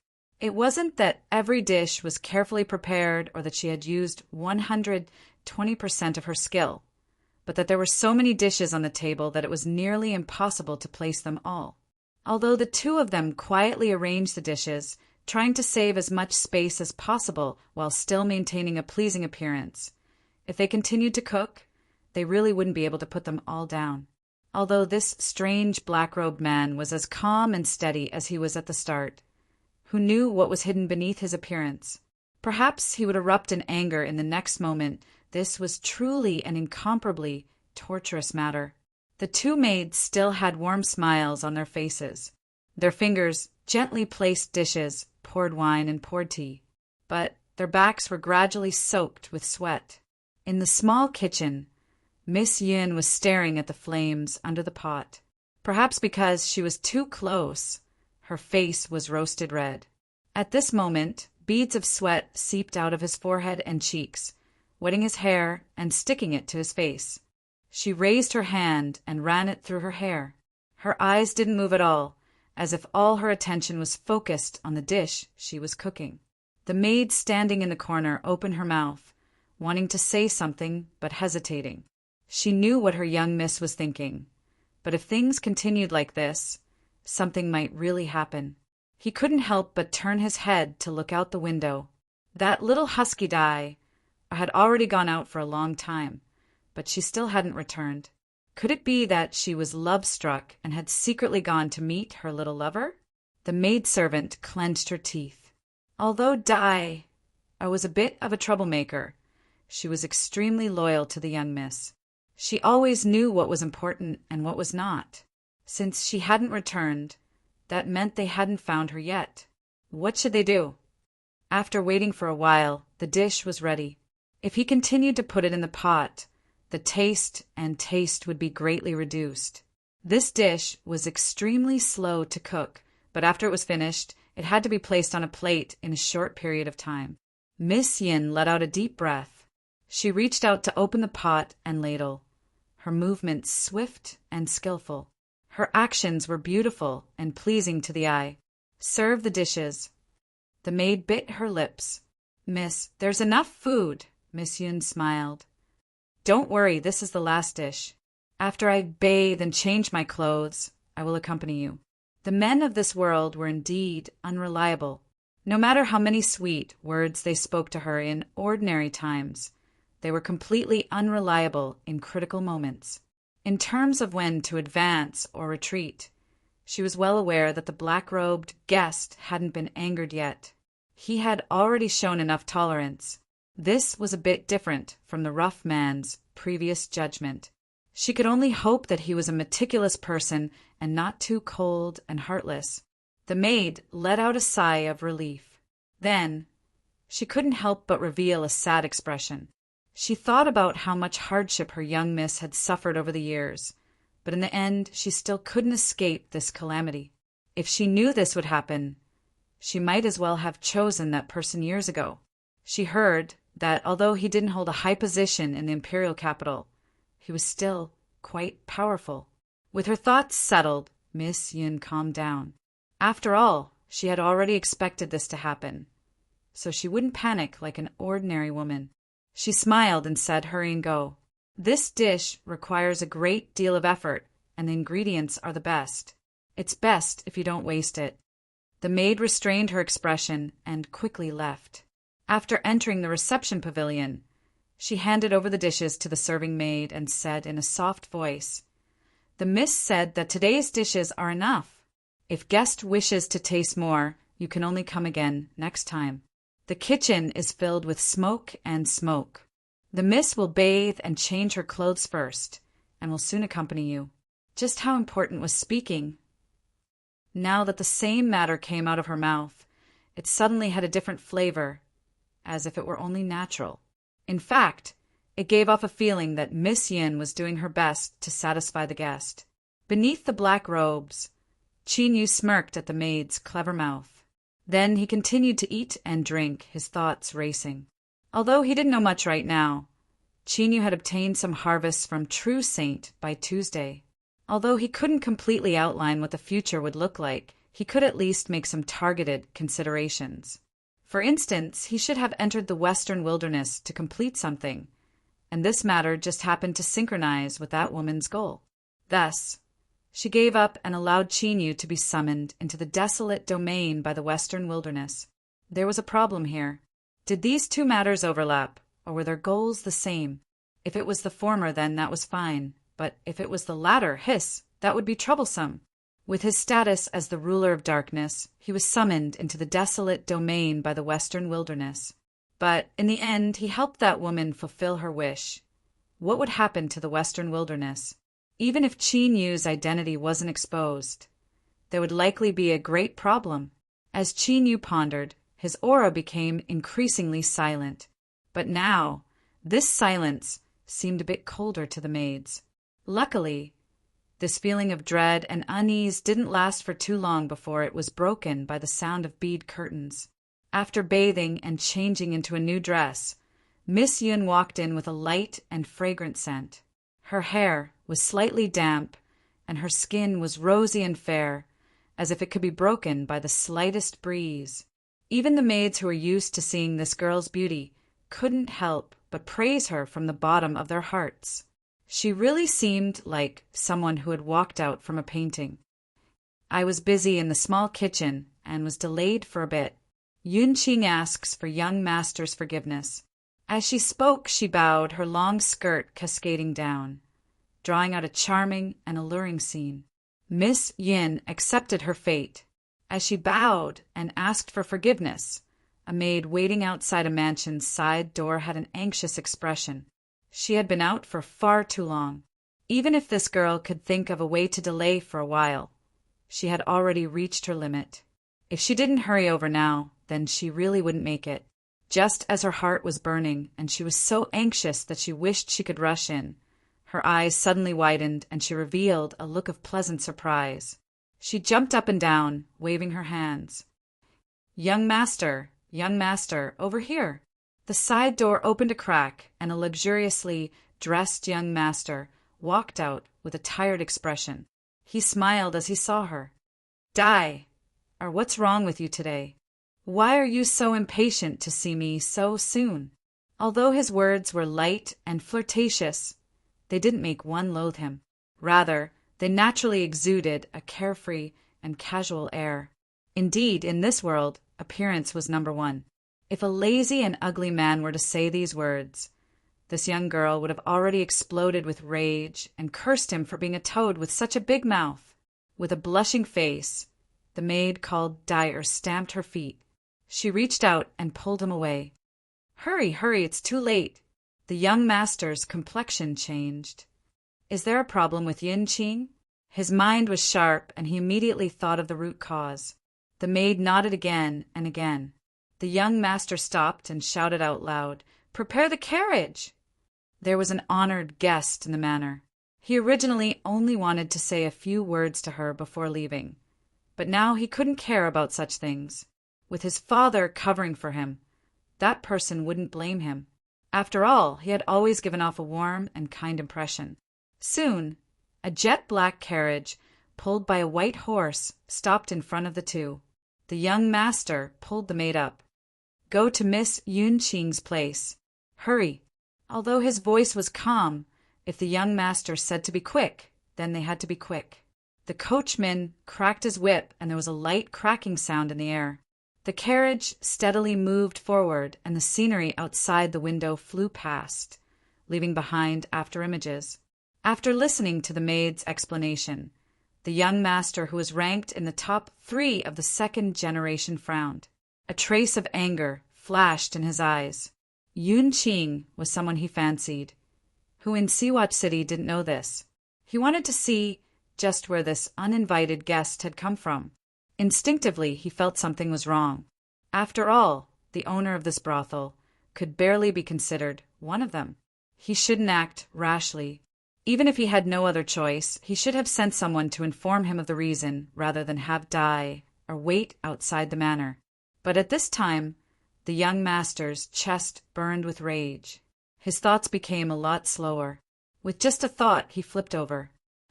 Faster. Listening to the young master's cold voice, the coachman frowned. He lifted his whip and cracked it again. Bang! A powerful aura burst out from his body. Through the reins in his hands, it poured into the white horse pulling the carriage, causing it to speed up even more. The carriage rushed into the air. Cries of alarm rang out as it raced towards the beautiful lake. This was clearly a violation of the city's rules. The city guards quickly responded, but before they could complete the encirclement, they received an order to stay where they were and then cancel the operation. What nonsense! Although this carriage was ordinary and didn't have a clan emblem on it, the identity of the person driving the carriage had already been recorded by the city guards. The carriage of the city lord mansion was stopped by the city guards in front of everyone. "Our Lord Commander doesn't have such courage." Looking at the carriage whistling away, the city guards had calm expressions. This world was unfair to begin with. There would always be people who enjoyed special privileges. They weren't those strict and unruly barbarians that feared nothing in the heavens or earth. Since they had fallen into the ranks of the city guards, they had to get used to the occasional special exception that popped up. Violating the rules represented speed and efficiency. Thus, the carriage only took 1/10 of the time it normally would to arrive at the lake. Although this was only a remote property with their status, they still had to express the respect they deserved. Before the carriage came to a stop, it was pushed open with a loud bang. The young master flew in with Dyer in tow. The coachman frowned, a bit of worry in his eyes, as if he were worried about his young master's safety. After thinking for a moment, he handed the carriage to a servant to temporarily take care of. Then he patted the white horse and calmly followed after them. Although he was dressed as a servant, no one in the building dared to stop him. They all bowed, awe in their eyes. The coachman had an indifferent expression, turning a blind eye to all of this. He passed through the bustling and clamorous front court and entered the quiet and secluded lake. As he looked up, he just happened to hear a loud bang as well as a faint, angry roar. It was the young master. The driver frowned. He didn't dare to delay any longer. He took a step forward and his figure suddenly vanished. In the next moment, he appeared outside the small courtyard that was violently shaking and releasing a blinding light. As the young master saw him, his complexion paled. He clenched his teeth and roared, "Go! Break open the door!" Yes. The coachman responded in a low voice. He ignored the angry shouts around him as well as the noise coming from the front court. He stepped forward and pressed his hand down. It was done casually and without the slightest burst of aura. It was just a palm that seemed to brush away luo shui, yet it caused the tightly shut door in front of them to shatter with a bang. The powerful aura that surged out even blasted into the walls on both sides of the courtyard, destroying the defensive restrictions as easily as crushing dry weeds and smashing rotten wood. Instantly, countless bricks and stones were sent flying in all directions, and in the next moment, they were crushed into powder by the terrifying aura. What an uproar! The surface of the lake was hit by the violent aura. With a low and dull boom, it immediately stirred up layers of turbulent waves. The ups and downs caused a series of exclamations. Stop! Amidst the angry roars, the guards responsible for the safety of the building finally rushed over with the momentum of tigers and wolves. The flagstones under the leader's feet were all shattered.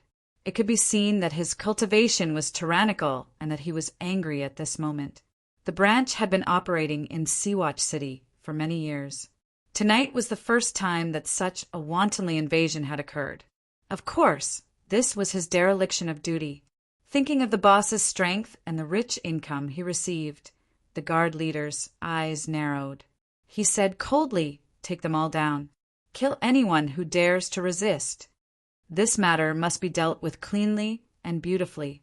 The door was smashed and the walls collapsed. Smoke and dust rose into the sky, obscuring the sight of the intruders. They couldn't see clearly who was causing trouble, and the news from the front court hadn't had time to spread in this short period of time. The young master clenched his teeth and sneered. "I want to see in this Sea-Watch City who has the guts to touch me." The coachman lifted his hand, and the dust in the air instantly dispersed. The guard leader's face had already changed. When he saw the cold eyes of the young master, his heart palpitated and he almost collapsed to the ground. He knelt down with a pale face. "Greetings, young Master Chin. I didn't know it was you today. I didn't mean to offend you. Please forgive me." He kowtowed again and again, followed by a series of slaps in the face. Chapter 1468. With the door broken and the walls broken. This naturally alarmed the people in the courtyard. Chin, you could faintly hear the sounds coming from outside. Beneath his black robes, his expression was calm. There had never been a lack of jealousy and strife in pleasure grounds. But he didn't plan on personally joining in. Thus, when Miss Yun's complexion paled and she forced herself to calm down and ask him to wait a moment, Chin nodded and didn't say anything. Seeing him express his stance and the black-robed guest who had maintained his composure from beginning to end, Miss Yun felt gratitude in her heart. He vaguely felt that his previous conjecture was probably wrong. How could a straightforward and rough man have such a calm mind? Although she hadn't left yet, she could guess who was outside. At this time, she couldn't help but feel a bit anxious. That noble young master of the city lord mansion, although he usually appeared carefree, was actually a ruthless and possessive person deep in his bones. It was because she was aware of this that even though she had been chased by this young master for a long time, Miss Yin didn't dare to relent. She could only maintain a distance between them. Today, she was forced to ask Butterfly for help. She originally only wanted to invite him and borrow the city lord mansion's status to tide over today's crisis. But she never imagined that his anger would be far greater than she imagined. As she led her people outside, Miss Yin revealed a worried expression. She didn't know what method she could use to resolve today's matters. It wasn't that she had some sort of impression of Chinyu, but that once the two sides clashed, no matter who won in the end, the result wasn't something that a mere brothel girl like her could withstand. She passed through the round door and emerged from behind the screen wall. She saw that the courtyard entrance was in a complete mess. The guard captain was kneeling on the ground and slapping himself. His face was swollen and dark red beads of blood seeped out from his nose and mouth. Miss Yen's heart raced and she groaned inwardly. This person had even torn off his usual hypocrisy. It was clear that he was truly angry. She took a deep breath and steadied her mind. Then she bowed with a pale face. Yun Qing greets Sir Chen. I wonder what happened today that caused Sir Chen to be so angry. Chan Shanglu's cold eyes swept over her, a bit of loathing in them. He coldly snorted but didn't speak. At the side, the pale-faced little butterfly said in a trembling voice, "Miss, just now at the entrance of our small courtyard hung red lanterns." Miss Yun's face also turned pale. She immediately understood why this noble young master of the city, Lord's mansion, was so cold and heartless. She naturally knew the rules of the building. Each of the courtyards by the lake was occupied by a top-notch beauty. Although they usually received distinguished guests from all over the world, they basically never stayed overnight. However, once there was an exception, a red light would be hung outside the courtyard, signifying that there was a joyous occasion in the small courtyard today, and the beauty inside had found a partner. Did the building make the decision on its own? However, this matter had not been confirmed with her. Why did they hang up the red lanterns? No wonder Chen Shanglu was so angry. His usual gentleness and consideration towards her was completely gone. Miss Yun knew that she was currently in an extremely disadvantageous situation. No matter what the reason was, her reputation would be tarnished if a red light was hung up. After tonight, he wouldn't have the right to continue staying in this small courtyard by the lake. Not to mention, everyone would know that she had offended the noble young master of the city, Lord's mansion. How would she be able to establish herself in Guanhai City in the future? Taking a deep breath, Miss Yun bowed and said, "Although I do not know why a red light was suddenly hung outside my courtyard, what Yun Qing wants to say is that this is a misunderstanding. I was entertaining a distinguished guest with my maidservants and did not do anything that was out of line." The tranquility of the small lake was broken. Many courtyard doors opened, and maidservants were sent out to stand on tiptoe, looking in from afar. And at this moment, from the noisy vestibule of the vestibule, there was a sudden cry of surprise, followed by a burst of suppressed laughter. Although it was suppressed, it was full of mockery. Which one of the beauties in the lake behind Linua brothel was not a drool-worthy, peerless beauty? It was extremely difficult for an ordinary person to even meet one of them. Who could imagine that a red lantern had been quietly hung up today? Not to mention that the one who had hung up the red lantern was actually Miss Yun Qing. Such explosive news naturally caused the crowd of guests to exclaim in surprise. Many of them slapped their thighs in pain, their faces filled with sorrow. However, there were even more guests who could not help but laugh softly after a brief moment of shock and astonishment. This was especially so when they found out that the noble young master of the city, Lord Manor, was currently catching the adulterer by the lake. The laughter in their hearts became even more comical. Everyone in Siwatch City knew that young Master Chen had a special liking for Miss Yun Qing. He had been a frequent guest to the courtyard for many years. Although he had not truly entered the room, everyone knew that it was only a matter of time. But now, someone had beaten him to it. In this way, it was understandable why the noble young master of the city governor's estate would be so furious that he couldn't even care less about his usual casual and carefree demeanor. Naturally, the strength of the city lord manor was the strongest in Siwatch City. However, it did not mean that they could cover the sky with one hand. A large city had a radius of more than 50,000 kilometers. There were countless entanglements of interests involved, and there were naturally many different factions within it. Naturally, no one would openly challenge the position of the city Lord Manor.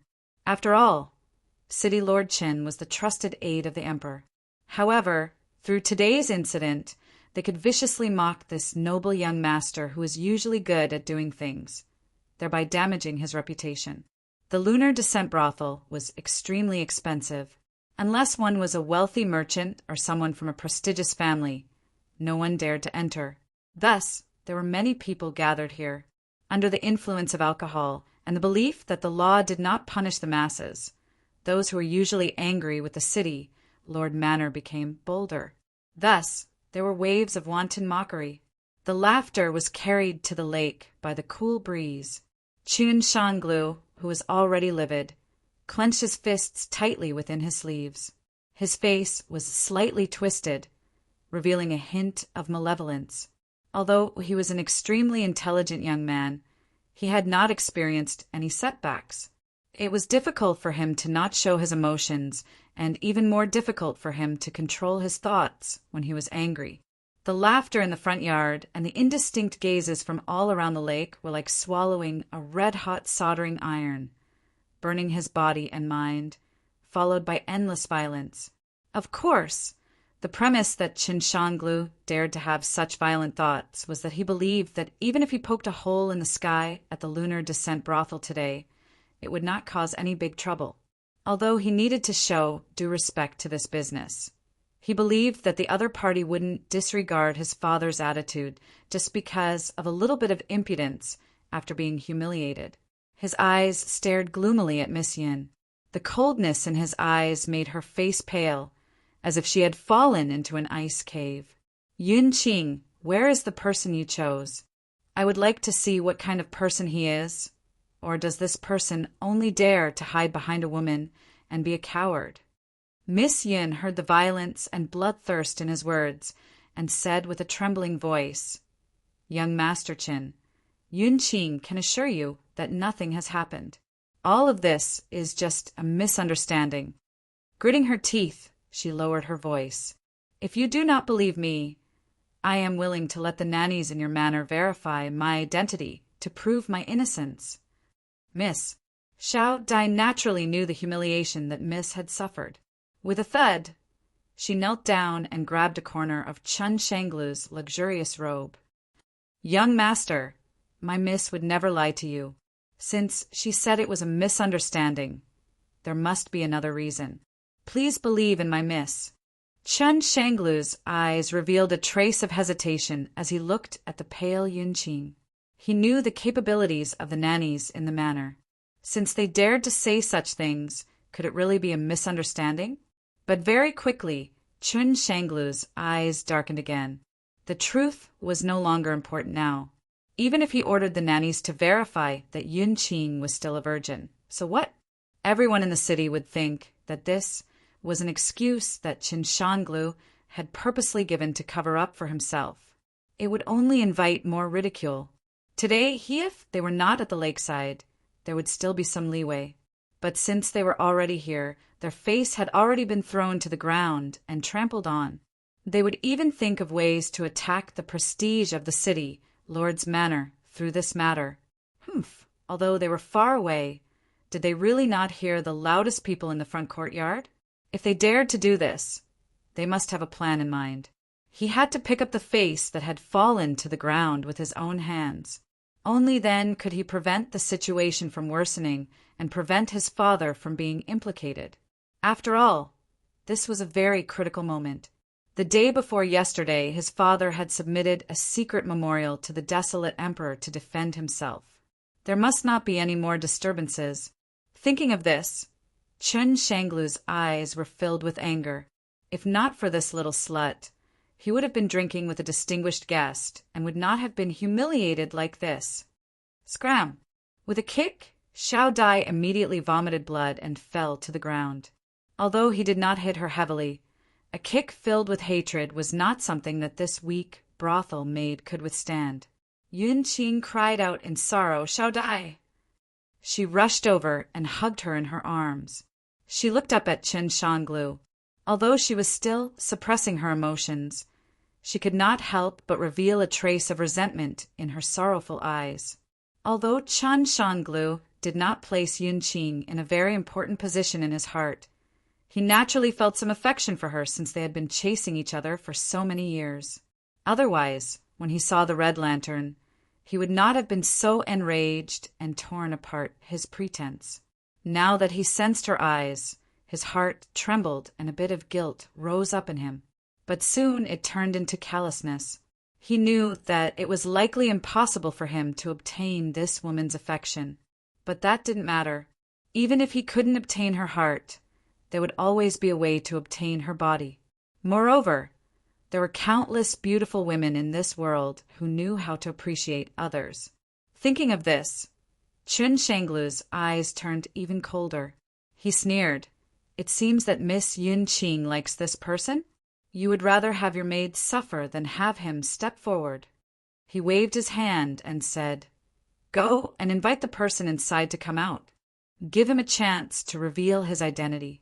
If he can suppress the city lord mansion, I will personally apologize to him and leave, pretending that nothing happened today. But if not, then I will kill him and let him know that in this world, not just any woman can be touched so easily. Qin Yu helplessly discovered that this farce of jealousy wasn't something he could escape from just because he wanted to. Although this person hadn't approached yet, a tyrannical aura had already locked onto him from afar. It was wild and oppressive, making it hard for him to breathe. Half-saint, beneath the black robes, Qin Yu's lips twitched. If he didn't personally experience this, who would have thought that a mere dispute in a brothel would actually involve someone from the divine path? Even if this was the Western wilderness, this was still far too absurd. The only explanation was that this person had an extraordinary status. In other words, Qin Yu hadn't done anything at all. All he had done was calmly eat a table full of dishes, and yet he had stirred up trouble for himself. He wasn't afraid. After all, in this city, even the person with the most tyrannical and obscure aura might not be able to do anything to him. But this was the Western wilderness, and Qin Yu had just arrived. He didn't want to cause any trouble, so he frowned. He picked up the wine cup in front of him and tossed it away. The wine cup passed through the door. With a dull thud, it sank into the courtyard floor, leaving behind a bottomless hole. In the surrounding area, countless tiny cracks appeared. They spread outwards, each one releasing a cold aura. A low and calm voice echoed out from the room. This is only a misunderstanding. Let's end it here. The carriage driver stared at the hole in the ground, not too far away. He frowned, and his eyes instantly darkened. Cracks appeared around the hole. It seemed as if he hadn't been able to completely control his strength, thus causing it to leak outwards. But in truth, the carriage driver was well aware that this was something the other party had done on purpose. He had revealed his aura as a warning. Qin Shanglu frowned. He coldly said, A cup is enough to scare you? Chapter 1469. The carriage driver should have turned around and given him a warning.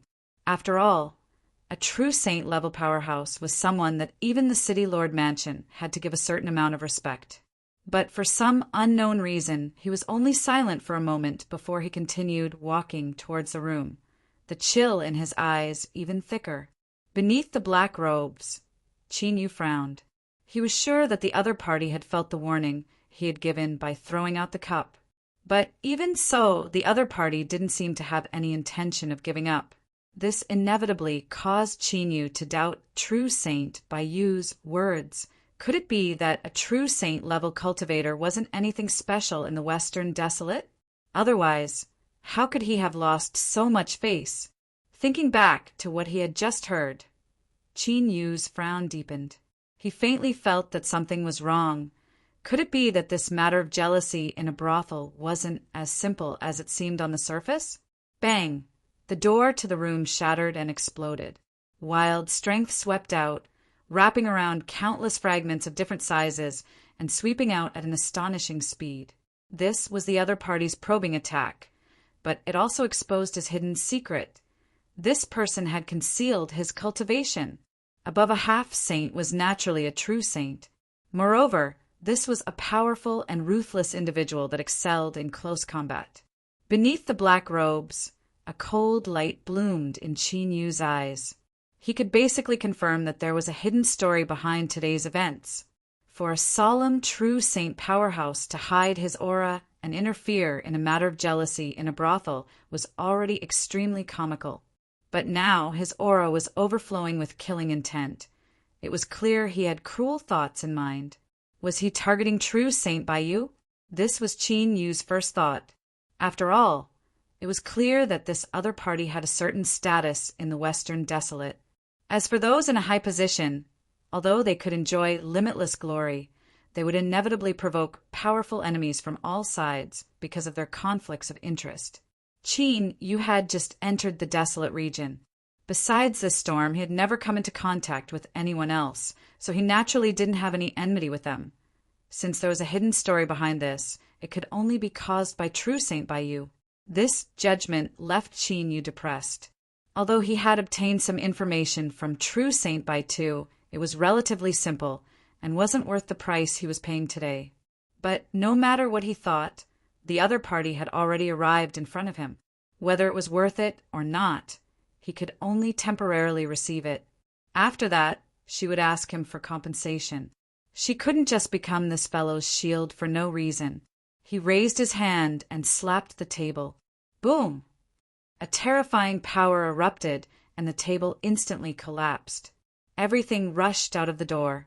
Although there weren't many fragments on the table, it gave off the feeling that it was vast and mighty, like a raging river. The coachman, who had just barged into the room, had a stern and calm expression on his face. He felt that his aura had been completely locked onto, and he was unable to dodge at all. His original plan was to hide his cultivation and get close to his opponent before unleashing a sure kill attack. However, he no longer had the chance to do so. With a loud shout, the bones and flesh in his body crackled. His entire body suddenly swelled up, and he raised his hand and struck out heavily. With a single punch, it gave off an unstoppable feeling, as if even a myriad of rivers and mountains would be pierced through by a single punch. A wild strength rushed out like a wild tiger, breaking into the table fragments. It wanted to forcefully tear open a gap and kill Qin Yu on the spot. But this person had clearly underestimated the terrifying strength that was released from Qin Yu's palm strike. The fragments of the round table were shaken to pieces by the collision of these two astonishing strengths. But they had nearly exhausted all of their tiger-like wild strength. Even so, they still had enough strength left over to sweep up countless splinters of wood and dust as they hurtled towards the carriage driver. The coachman cried out as if he had been frightened, but his expression remained calm and his eyes were calm without the least bit of emotion. His expression didn't match his cry at all. This was because the coachman had other methods. He had received orders to kill the cultivator in the room, and he already knew that this person was tyrannically strong. Even a true saint wouldn't be his match. Thus, the true killing move was only being used now. But the truth was that the closer he was, the greater his chances of success were. A flash of hesitation flashed in the coachman's eyes. Then he clenched his teeth and bravely stepped forwards towards the splinters of wood. Zila! Zila! Like a piece of paper being flipped, the coachman's face was instantly sliced open with countless small wounds. There was even a sharp wooden spike that pierced through the defense of his face and directly pierced into his eye. With a muffled groan, blood instantly gushed out. By paying the price of an eye, the coachman had advanced a step further. Now, there was less than 10 feet between him and Qin Yu. This distance was enough. With a light cracking sound, the coachman's left index finger exploded into pieces, turning into a dark red fog of blood. Shwa! In the next moment, it vanished from where it stood. Then, it flashed once more and covered Qin Yu. Success! The coachman didn't know who he was trying to kill, but he was confident in the influence behind him. Since he was covered by the blood fog, even if this person had transcendent methods, he would still find it hard to escape death. Joy gushed out from the depths of his heart. The corners of his lips curled up, but he froze in the next moment. Of course, it wasn't because his smile pulled at the wounds on his face, but because beneath the cover of the blood fog, it gave off a feeling of nothingness, as if he had wrapped himself in air. He had been tricked. The other party had been prepared for this. The coachman stomped his feet and began to rapidly retreat. He knew that his target was strong, and since his killing move didn't work, his best choice was to immediately flee. However, just as the coachman's figure moved, before he could even retreat, boundless darkness suddenly descended like the curtain of night. Chin Shangolv's heart skipped a beat. He fiercely looked towards the courtyard. Darkness surged out from within, instantly covering the entire courtyard. The other party clearly had an extremely high level of control over their own strength. When they reached the courtyard gates, they stopped and didn't disperse in the slightest. Even so, Chin Shangolv could feel an icy cold aura from this darkness, as well as a dreadful aura that left one's heart racing. It was like an eternal night had arrived, like an abyss that could swallow all things. It represented endless slaughter and destruction. He had kicked an iron plate. Chin Shangolv's complexion paled. The only thing that made him feel at ease was that the other party clearly feared the strength of the city, Lord Mansion, and didn't want to make a scene. Thus, they restrained their strength and didn't involve him. Previously, Chin Shangolv had said that if the other party's status was enough to suppress him, he would forget about today's matter. But in the desolate domain, strength meant everything. It was obvious that the person in the courtyard had enough strength to make Chin Shangolv change his mind. He was extremely angry, but it was just a woman. It wasn't worth it to provoke such a strong enemy. Although the city Lord Mansion wasn't afraid, this world wasn't a place where one could do whatever they wanted without fear. Moreover, such a strong expert couldn't be alone. There had to be someone backing him. If he wasn't careful, he might cause big trouble. Chin Shangolv could be considered the #1 hedonistic son of Guanhai City, but that was only limited to Guanhai City. The desolate domain was vast, and there were countless people with stronger backgrounds than him. Chin Shangolv, who had received a strict education since he was young, was well aware of this. Although he had done many cruel and absurd things over the years, he had never caused any real trouble. But today, Chin Shangolv was prepared to give up. Although losing face was something that was extremely depressing and difficult to accept, it was nothing compared to his own interests. Perhaps he could find a way to make friends with the person in the courtyard. This was the so-called no discord, no concord. His thoughts raced quickly. This proved that Chin Shangolv was a smart person, but this didn't guarantee that things would develop in the direction he hoped for. Whoosh, whoosh, there was the sound of breaking air. 2 shadows flew out, roaring, "Protect the young master!" Although they said this, the 2 of them didn't even glance at Chin Shangolv. At this time, Chin Shangolv's expression was constantly changing as he boldly rushed into the pitch-black darkness. Chin Shangolv's complexion changed. He didn't know when 2 super strong true saint-level bodyguards had appeared by his side. Since they weren't his people, there was only one explanation. Someone hoped that the outside world would think that these 2 people were from the city Lord Mansion. In other words, it was Shuai Pan. He had been used. Who was it? And who was the person in the courtyard? Who could tell him just what was going on here? The darkness suddenly began to violently tumble about. A deep and low rumbling sound spread out like thunder. The nearby lake seemed to boil over, causing countless waves to rise up, causing cries of alarm to ring out from the vestibule. It was clear that the slaughter had already begun, and his own driver was still involved. In addition to that shout from before, it was as if mud had fallen into one's pants.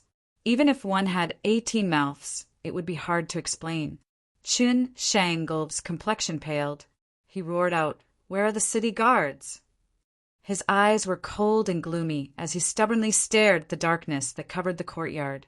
No matter who it was, he had to control the situation and not let a single person escape. It wouldn't be so simple to drag the city, Lord Mansion, down with him. As he roared, the sound of breaking air filled the air. A large number of city guards descended upon descending Moon Hall. "Young master!" The captain solemnly bowed. Chin Shangolv's heart settled. Since the city guards had arrived, it wouldn't be easy for the other party to escape. And if he waited a little longer, the city Lord Mansion would soon respond and send powerhouses to suppress them. At that time, none of them would be able to escape. Surround them. Don't let even a fly escape. Chin Shangolv coldly said. On the surface, the situation seemed to be under his control.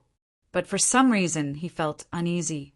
Although he didn't know the identities of the two parties and what their motives were, since they dared to plot against the city lord mansion, they naturally had a certain level of confidence. In other words, he didn't know what the outcome of this matter would be.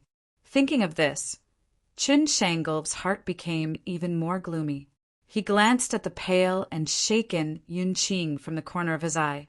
Although her expression was flawless, the women in the hall had always been good at putting on an act. Regardless of whether this matter had anything to do with her, she had to be apprehended and interrogated after this. Even if she was innocent, it was ultimately because of her that he was involved and the city lord mansion was involved. I can't just let this matter rest like this. Yun Qing raised her head and exchanged glances with Chun Shangol. Her body stiffened and her face turned even paler. She had long known that this noble son of the city lord mansion was not a kind person. Now that they had fallen out, based on his personality, he would definitely not let this matter rest. But she was like a fish on the chopping block. Even if she sensed danger, what could she do? Thinking of this, Yun Qing's heart became even more miserable.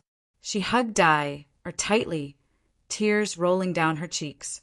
Guanhai City had always been peaceful. Firstly, the city lord mansion was extremely domineering. After punishing a few offending actions, no one dared to provoke them easily. Secondly, the entire West Wilderness was under the rule of the capital and was in a relatively stable state. However, this did not mean that it did not have the ability to deal with sudden situations. The city lord was entertaining important guests when he received the news. After a quick analysis of the situation, the two deputies in the city immediately made a decision. One of them stayed in the residence to look after the situation, while the other led the experts in the residence and soared into the sky. In the living room, True Saint Bai Su frowned slightly and looked outside. On the main seat, the city lord of Guanhai City, Qin Yuanshan, smiled and said calmly, "Perhaps there was an accident. After all, the city is too big and there are bound to be some mistakes in the management. Nephew Bai Su, please don't tell on me." He was calm and collected, full of confidence as he spoke. Chun Yuanshan had risen up from the wilderness and eventually became the city lord of a large city. He had experienced many ups and downs and would naturally not care about such a small matter. Chapter 1470. Moon Pavilion. In the sound of breaking the air, Deputy General Su Shin led the masters of the mansion to arrive, and a powerful pressure was released in an instant. Humph! With a cold snort, Su Shin's eyes swept around. At this moment, the inside and outside of the lake instantly fell into silence. It was said before that no one in Sea-Watch City dared to openly provoke the city lord mansion. Another reason was that Su Shin's cultivation was tyrannical. He had long been a true saint. His cultivation was getting more and more perfect. It was rumored that within 100 years, he was likely to break through the Dominator realm. In addition, his temperament was cold and his means were extremely overbearing. So far, it was known that he had personally made a move 4 times, and each time a true saint would die. Naturally, no one wanted to provoke the city lord mansion's deputy general. Chan Shanglu did not have the pride and arrogance of a young master in the mansion. He quickly bowed and saluted. "Uncle Su is here, I can rest assured." This was by no means a compliment, but a real relief from the bottom of his heart. Since Su Shin personally suppressed it, no one could make a splash. The facts of the past were enough to prove this point. Su Shin returned the salute. He did not have the slightest arrogance because of Chun Shanglu's courtesy. "Young master, do you know what happened here?" Chun Shanglu's eyes burst with coldness. "I don't want to hide it from Uncle Su. Although I am trapped, I don't know what happened. This is really a joke. But in order for me not to become a laughingstock of the entire city, I will have to trouble Uncle Su to make a move and kill everyone in the darkness. I have to make things clear. After all, the City Lord Mansion is not a scapegoat." In the last sentence, there was a murderous intention. Su Shin immediately understood the meaning of the words. Today's matter was directed at Chunshanglu, but in fact, it was directed at the City Lord Mansion. Obviously, there was a big conspiracy. As an important member of the City Lord Mansion, Su Shin had always admired and respected the City Lord. If it were not for the City Lord's promotion, there would never be today's Su Shin. In addition, he and the City Lord had long been an inseparable union, and the two sides had consistent interests. Whether it was out of his heart or practical considerations, Su Shen would never allow someone to plot against the City Lord.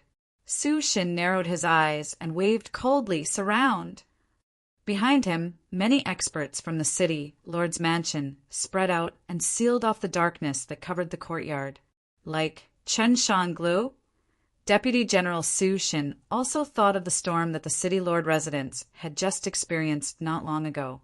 With the status of the City Lord, he needed to personally submit a secret memorial to His Majesty the Desolate Emperor to ensure that he was not involved in that matter. Now that the attitude of the imperial capital was ambiguous, no one knew whether that matter would stop or further expand the scope of investigation. But no matter how things developed, the most important thing for the City Lord Mansion to do now was to remain silent and not continue to stir up trouble. However, from what had happened today, it seemed that someone did not wish for the City Lord's Mansion to remain silent. Su Shin's eyes were cold. After thinking about it, he took out a token and handed it to his confidant. He whispered a few words, and the man soared into the sky. Very quickly, a large number of city guards arrived at the Lunar Descent restaurant, directly locking it down and bringing it under their complete control, sealing off any possibility of an accident occurring. The darkness that enveloped the courtyard was still shaking violently. It was obvious that the battle inside was still going on. Su Shin could perceive the powerful aura that was bursting out. He frowned and immediately calmed down. The reason for the calmness was very simple. No matter where they came from or what their purpose was, Su Shin was confident that he could suppress the situation and control everything in his hands. As long as he caught these people, Su Shen could open their mouths and find out the whole thing. If he wanted to keep them alive, he couldn't just watch from the sidelines. In case someone was killed inside, many things may be buried forever. Su Shin took a deep breath and took a step forward. His aura instantly changed. It was like a long knife was suddenly unsheathed. The cold light soared and shone in the sky, releasing endless killing intent. Boom! With a punch, the darkness was instantly torn from the middle. As the saying goes, a skilled person is bold. Su Shen did not hesitate and stepped into it. Rumble! The next moment, the darkness in front of him suddenly tumbled more fiercely, and an increasingly terrifying aura gushed out from it. Kacha! Kacha! In the depths of the lake, the mud and stones were brutally torn apart, creating several bottomless cracks. It was like a ferocious mouth crazily swallowing the lake water, forming a huge whirlpool. In the midst of the exclamation, a group of lights flew up, wrapping around the guests and various beauties. They fled in panic. The next moment, in the luxurious and exquisite vestibule area, the entire high-rise building collapsed. It collapsed. The boss of the descending Moon Hall rarely appeared. It was rumored that he had a great background. At this moment, he appeared in the flustered crowd. His eyes widened as he looked at the scene in front of him. His face instantly turned pale, and his body trembled slightly. Things were getting out of hand. They would definitely not let it go. Once they found out that it was him, he had no confidence that he could survive. After a brief moment of hesitation, a trace of sadness appeared on his face. The boss raised his hand and slapped between his eyebrows. With a muffled sound, red and white matter splashed everywhere. The headless corpse fell on its back, and blood gushed out from the broken neck like a fountain. There was another exclamation in the crowd. The faces of those who knew his identity changed slightly. They quietly retreated to the back of the crowd and nervously sent a message to the outside. Originally, they thought that today was a farce of jealousy, but who would have expected that things would get out of hand? First, Su Shen personally came with people, and then a large number of city guards blocked the descending moon hall. And now, the nominal boss of this building actually committed suicide in his own building. Even if they used their knees to think, they would know that it was definitely not simple. Something happened. Something big happened. Qin Shangolv had already learned that the boss of the descending moon hall committed suicide. His heart thumped heavily, and his face became more and more livid.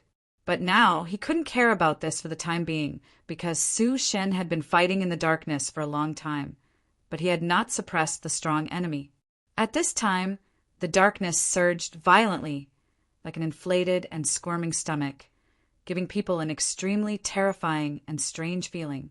Suddenly, a terrible thought flashed through his mind like lightning, making Qin Shangolv's body stiff, and his eyes were filled with horror. Could it be that everything today was just a trap, specifically aimed at the city lore mansion? Su Shin brazenly rushed into the darkness, and was the prey that fell into the trap?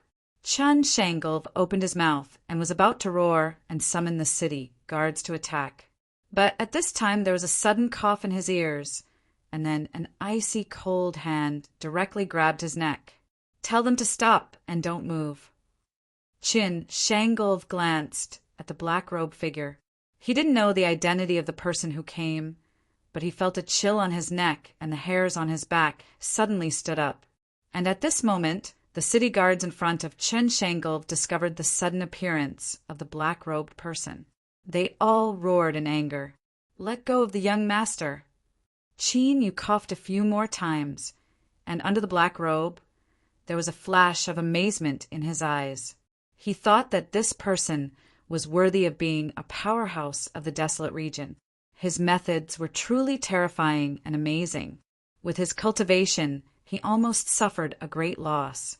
It had to be known that in the vast Yang world, ordinary true saints couldn't be said to be as simple as chopping vegetables, but they couldn't be considered anything too difficult. How could they be as distressed as they were now? His thoughts turned quickly, and his eyes swept over the noisy city guards who were eager to try. He suddenly clenched his fists and said calmly, "Tell them to be quiet. Loud voices can't solve the problem, and they can't die for you." Qin Shangolv's heart trembled. He forced himself to remain calm and raised a hand to stop the city guards from continuing to roar. He slowly said, "I hope you know who you are holding in your hands right now." He took a deep breath, and his voice became even calmer. His eyes were calm and steady. "I am Qin Shangolv, the only son of Sigei's city, Lord Qin Yuanshan. No matter who you are, if you dare to touch me, there is no way you can leave Sigei's city alive. So, no matter what you want to do, you had best think clearly about whether or not you can withstand the consequences." His last words were filled with threats. In this world, no one was an independent individual. There were always some people that you cared about and were close to. If you lost your life, that was fine. But if you weren't careful, you might bring a terrifying calamity upon them. Qin Yu turned his head to look at Qin Shangolv. Although his face was slightly pale, he was still as calm and composed as before. He was a bit surprised by Qin Shangolv's current performance. It seemed that there were some outstanding characters amongst the second generation of Silk Pants. In terms of temperament, Qin Shangolv was clearly one of them, but that was it. So he only nodded and said, "I know." These 3 words were spoken in a light and casual tone, without any hint of emotion. Qin Shangolv felt as if his threats had fallen into thin air. His heart trembled, and a great sense of unease rose up in him. His intuition told him that this black-robed person in front of him was an extremely terrifying character. It seemed as if he didn't fear the strength of the city, Lord Mansion at all. The darkness that covered the courtyard suddenly vanished without warning, revealing 3 corpses lying on the ground. One of them was the carriage driver from the city, Lord Mansion. This person's eyes widened, and he revealed a horrified expression, as if he had just experienced an extremely terrifying event. The other 2 people had died miserable deaths. One of them had a hole pierced through his chest, and his heart, that should have been beating, had long since disappeared. In addition, the other person's back was broken. His entire body bent backwards at an astonishing angle, and his body was almost stacked together. In just a moment, 3 true saints had fallen here. Although this was the desolate region's sea-viewing city with countless powerhouses, such a terrible event hadn't happened in a long time. Su Shen's face was gloomy. He stepped towards Qinyu. His eyes narrowed and his lips curved up in a cold arc. Sir, your words are too euphemistic, but I come from the border army. I always do things directly, and I don't like to beat around the bush. So, I can tell you bluntly that if the young master is harmed in any way, you and everyone around you will die, and you will die miserably. Qinyu coughed and tasted a bit of blood in his mouth. He couldn't help but feel a bit more annoyed. He thought that Su Shen's sneak attack just now almost injured him. Now that his weakness has been caught, he still dares to speak such nonsense. He is really more arrogant than me. His heart was angry and his fingers tightened. Chun Shangov, who was caught, suddenly suffered. His face flushed red with pain. I am not stupid. The meaning is very clear, so there is no need to say the same threat twice. In addition, you'd better stop now. I am not too courageous. If I am shocked and my hand trembles, it is hard to say whether I will die or not. But Chun Shangov will definitely die in front of me. Su Shen's face was expressionless, as if he had not heard Qinyu's words. He still maintained the original pace and continued to approach in silence. His whole body was rising, causing a strong psychological oppression. You dare not make a move. These simple words directly touched Qinyu's heart.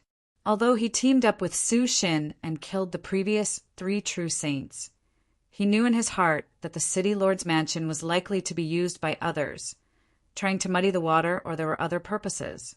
Therefore, it was not a correct decision to completely fall out with them. It would only add a strong enemy for himself. When he first entered the desolate region, it was better to be safe. Before he figured out the situation and had no foundation, it was obviously an extremely stupid thing to wantonly make enemies. But even if this was the case, Qinyu would not admit it. He believed that since the commotion here was too big, true Saint Baiyu would soon find out. Qinyu had to control the situation and delay until he arrived. Then he would hand this mess over to true Saint Baiyu to deal with. And Chun Shangov in his hands was his only bargaining chip. So even though Qinyu's heart was exposed, his voice was still cold and without the slightest bit of fluctuation. You can try. 5 words against 5 words. On the surface, they seemed to be evenly matched. Everyone was opposing each other. The chill in the depths of Su Shen's eyes became even colder. His feet still moved forward. The distance between him and Qinyu was already less than 10 feet. Kacha, there was a light sound. It was Chun Shangov's neck bone. His heart almost burst open. Fear instantly broke through his calm and swept through his mind, causing him to subconsciously scream, "Uncle Su!" If a bone was broken, even if it was the most important part of the spine, it wasn't a serious injury for a cultivator. The crux of the matter was that the ice-cold hand that was grabbing onto his neck now contained a power that could destroy everything in its path. Once it erupted, when his neck was twisted, it was enough to instantly erase his soul and tear his body apart into countless pieces of broken bones and rotten flesh. Su Shen frowned and sighed inwardly. He had wandered between life and death countless times, and he believed that his eyes wouldn't be wrong. Although this black-robed man was strong, he didn't have any thoughts of risking his life. Since he wasn't willing to go all out, he naturally wouldn't dare to touch the young master. But now, Chun Shangov couldn't withstand the fear and instantly ruined his plan. If he continued forward, not to mention whether or not there would be any accidents, even if he successfully rescued Chun Shangov, he feared that deep in his heart there would be a bit of resentment. As a direct descendant of the city lord, it was difficult to separate from the bloodline of the city lord. Su Shen naturally didn't want to bury a huge hidden danger for his own future. Pah!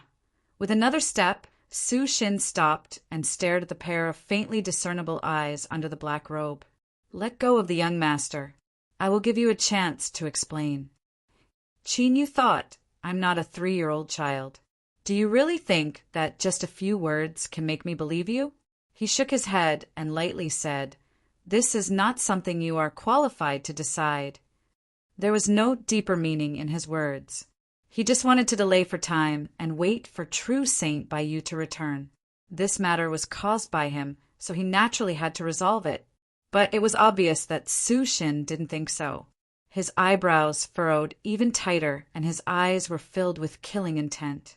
If it weren't for today's matter involving Qin Shangolf, he wouldn't have disregarded the life and death of the hostage and wanted to kill this person on the spot.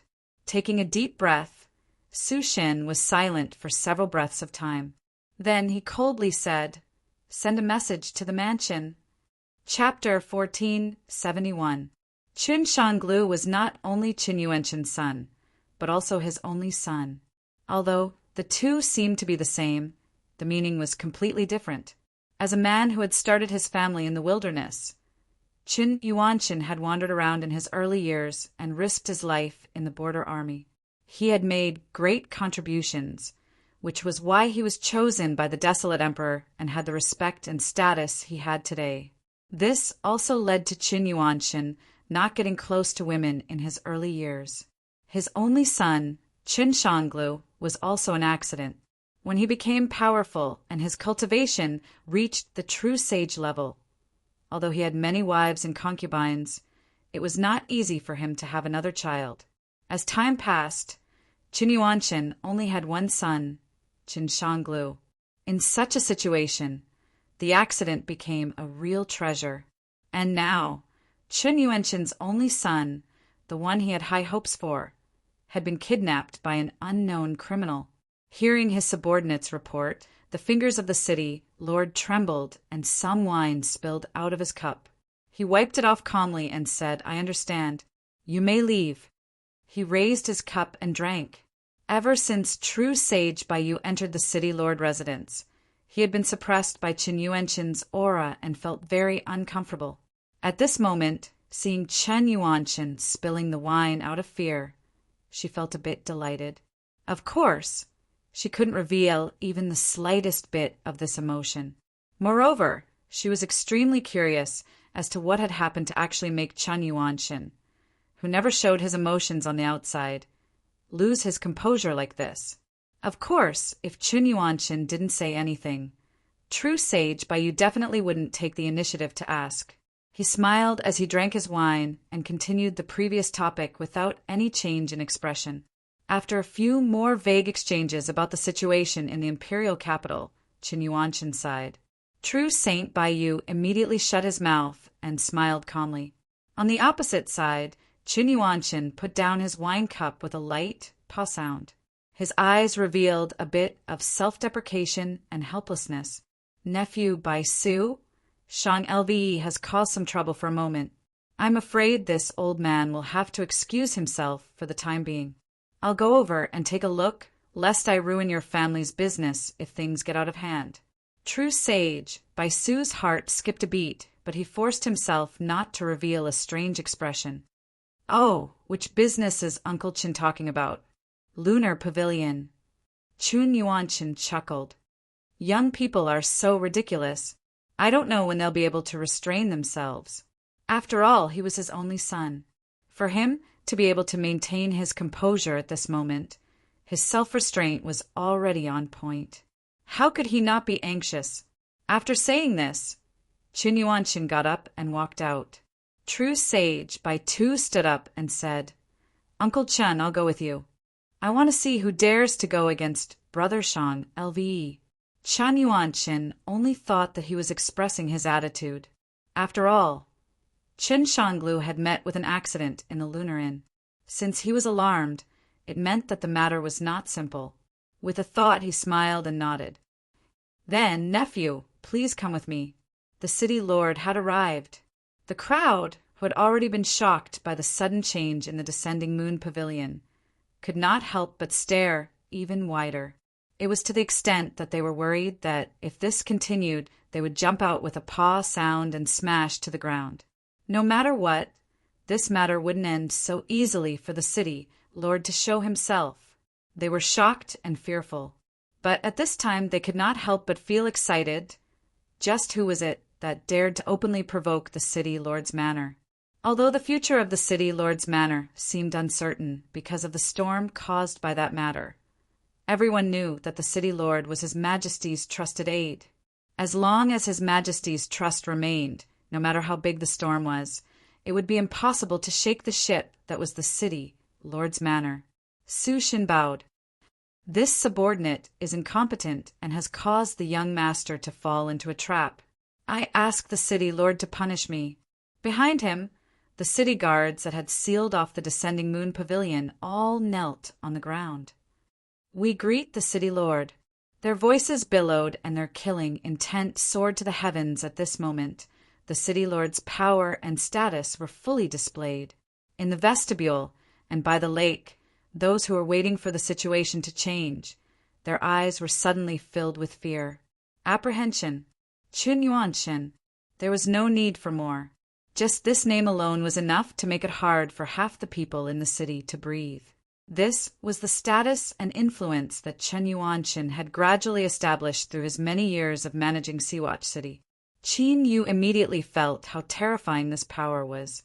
Chen Yuanshin's expression was calm, as if the one being controlled by others and about to be killed at any moment wasn't his only son. His icy cold eyes released a formidable oppression. After being locked onto by this person's eyes, although Qin knew that he wouldn't fear him in a contest of cultivation, his heart still trembled and a bit of awe rose in his heart. But beneath the black robes, Qin Yu's expression remained calm. He slowly let out a breath and revealed a truly relaxed expression. This was because he saw true Saint Baiyu. This person had come together with Chen Yuanshin. This caused Qin Yu to feel a bit strange. Could it be that the person he wanted to visit before was the Seawatch City's city lord? True, Saint Baiyu groaned inwardly. Could this be considered a bad thing coming true? When he heard that it was descending moon pavilion, he had a foreboding premonition. And the results proved that his premonition was quite accurate. It really was the ruler of darkness. Just how long had it been? At most it had been half a day. Moreover, he had already arranged everything. Wasn't it better to enjoy the warmth of a beauty in his arms? Why did he have to cause trouble? And why did he have to cause trouble for the city, Lord's mansion? Looking at Chan Shanglu, who was being held in Qin Yu's hands, true Saint Baiyu couldn't help but feel a headache coming on. At the same time, he felt a chill in his heart. He believed that the ruler of darkness wasn't an idiot. Why would he casually cause trouble in the desolate region? If that was the case, then this matter might not be so simple. Even if he didn't mention all this, Seawatch City was ranked among the 300 great cities of the Western Desolate. In addition, Chen Yuanshin was trusted by the Desolate Emperor and had a high status in the Western Desolate. Even several big shots in the court tried to rope him in. Of course, with his background, he naturally wasn't afraid. However, the relationship between the two sides had always been good and there was no obvious conflict of interest. If someone dared to touch his only son, the matter wouldn't be easily settled. However, bringing the ruler of darkness to the imperial capital was his mission, and he couldn't allow any accidents to happen. This was a dilemma. He didn't want to offend the city lord's mansion, and he didn't want to provoke unknown trouble. He had to resolve this matter first. Thus, at this moment, true Saint Baiyu wasn't in a hurry to reveal his identity. Instead, he gave Qin Yu a look. He wasn't sure whether or not the true Saint of Darkness could understand the meaning of this look. He couldn't help but feel a little nervous. In fact, Qin Yu understood. He could see that true Saint Baiyu was in a difficult position. Of course, it was just difficult. He didn't seem panicked or frightened. This made Qin Yu feel much more confident. He was even more interested in true Saint Baiyu's background. He didn't fear a city lord, and he only had a mere true saint cultivation. Cough, cough, fine. Mere wasn't the right word to use, but in reality it wasn't too much. In short, he wouldn't be unlucky today. As his thoughts raced, Chinyu sneered and said, "True Saint Baiyu, you finally returned. The son of Siwatch City's city lord, Qin Shanglu, allowed his subordinates to attack me. I suspect that this matter isn't simple. Now that I've taken him down, I'll leave the rest to you. However, you must give me an explanation for this matter." Beautiful.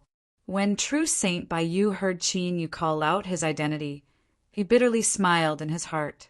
But soon, his smile turned into pleasant surprise. He thought that the Dark Ruler was indeed smart.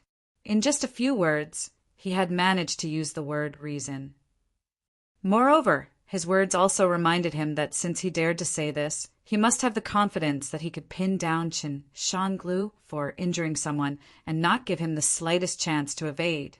Regardless of whether or not there was something strange about today's matter, just this point alone was enough to pull them out of trouble for the time being. Chun Yuanqin's eyes flashed and he frowned. "Nephew Baiyu, do you know this person?" True Saint Baiyu bowed. "Uncle Chen, this is the Dark Ruler I mentioned. Just what is going on?" This nephew is also confused. He turned around and said in a loud voice, "Sire, Chief Sovereign of Darkness, no matter what happened, let go of Brother Shang, LV first. There must be a misunderstanding." Misunderstanding? Beneath the black robes, Qin Yu's voice was icy cold. I actually think that this is a plot secretly planned by the City Lord Mansion." True Saint Baiyu's eyes jumped. He thought that Qin Yu really dared to say such words. He hurriedly gave Qin Yu a meaningful glance. "I'm already here, so it's best if I stop while I'm ahead. If I really touch Qin Shanglu, then things will be far more troublesome. Dark Ruler, I guarantee you that there is absolutely no problem with the City Lord Mansion. Let him go first, and everything else can be discussed." Qin Yu hesitated for a moment. Then he coldly coughed and withdrew. Qin Shanglu felt as if he had circled the gates of hell for a long time. Then he immediately fled as if he had been granted amnesty. His face was filled with fear and dread. "Father, Pa!" A resounding slap cut off his words. Qin Yuanqin's face darkened and his eyes turned icy cold. "Useless thing. All you know is how to do is flirt all day long. But you even got into a conflict with nephew Baiyu's guest. Immediately scram back to the mansion and reflect on your mistakes. Without my permission, you are not allowed to take half a step out of your room." Qin Shanglu's eyes revealed a trace of fear. His lips moved, but he didn't dare to speak. He was protected by several good people from the City Lord Mansion and soon left the sight of everyone. What a sharp mind! What a shrewd and ruthless way of handling things! In just several breaths of time, he had already guessed the general outline of what had happened. Then, with a few words, he had determined that today's matter was a case of jealousy in a brothel. If so, then even if the ruckus was a bit bigger and 3 true saints had perished, it would at most be ridiculously fierce, and their reputation would be tarnished.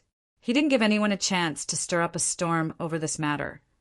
And at the same time, he could also take this opportunity to see how all sides would react.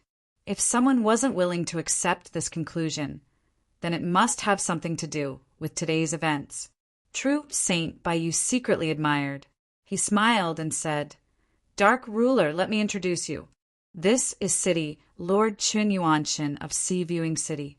He is one of my Western Wasteland's important ministers and is deeply trusted by His Majesty." This was an introduction and also a reminder. Qin Yu's eyes flashed. He cupped his hands together and said, "Greetings, City Lord." Qin Yuanqin smiled and said, "I've long heard of your great name. Today, I finally know that seeing is believing. Now that His Majesty has summoned you to the Western Wasteland, if you work hard, you will surely have a bright future." After a pause, he cupped his hands together and said, "This misunderstanding is all because of my son's absurd actions. If he has offended you in any way, I ask that you forgive him." For a dignified city lord with his status, this could be said to be filled with sincerity. First, Chen Yuanshan had already sensed that there were many strange aspects to this matter. In addition to knowing Qin Yu's identity and the undercurrents in the imperial capital, he guessed that the city lord mansion had been used by someone else and that Qinshanglu had become someone else's raft. Since he had already been schemed against, he would have to take revenge in the future. But right now, he needed to reduce this matter into a small one and not give others a chance to act. Secondly, True Saint Baiyu came from an imperial bloodline. Although he was from a remote branch family, his uncle was a truly brilliant individual. His future achievements would be hard to estimate, and His Majesty held him in high regard, so he naturally had to give him some face. Thirdly, there was Qin Yu's cultivation. When powerhouses interacted with auras, even if they hadn't truly fought, they could still make some judgments. This dark ruler in front of him was actually stronger than the rumors said. It was no wonder that his opponent's plan had failed. Towards a powerhouse, even if their future wasn't clear, it was still necessary to temporarily concede and respect them. True Saint Baiyu sighed inwardly. This was the so-called lifting something heavy as if it were light, being able to pick it up and let it go.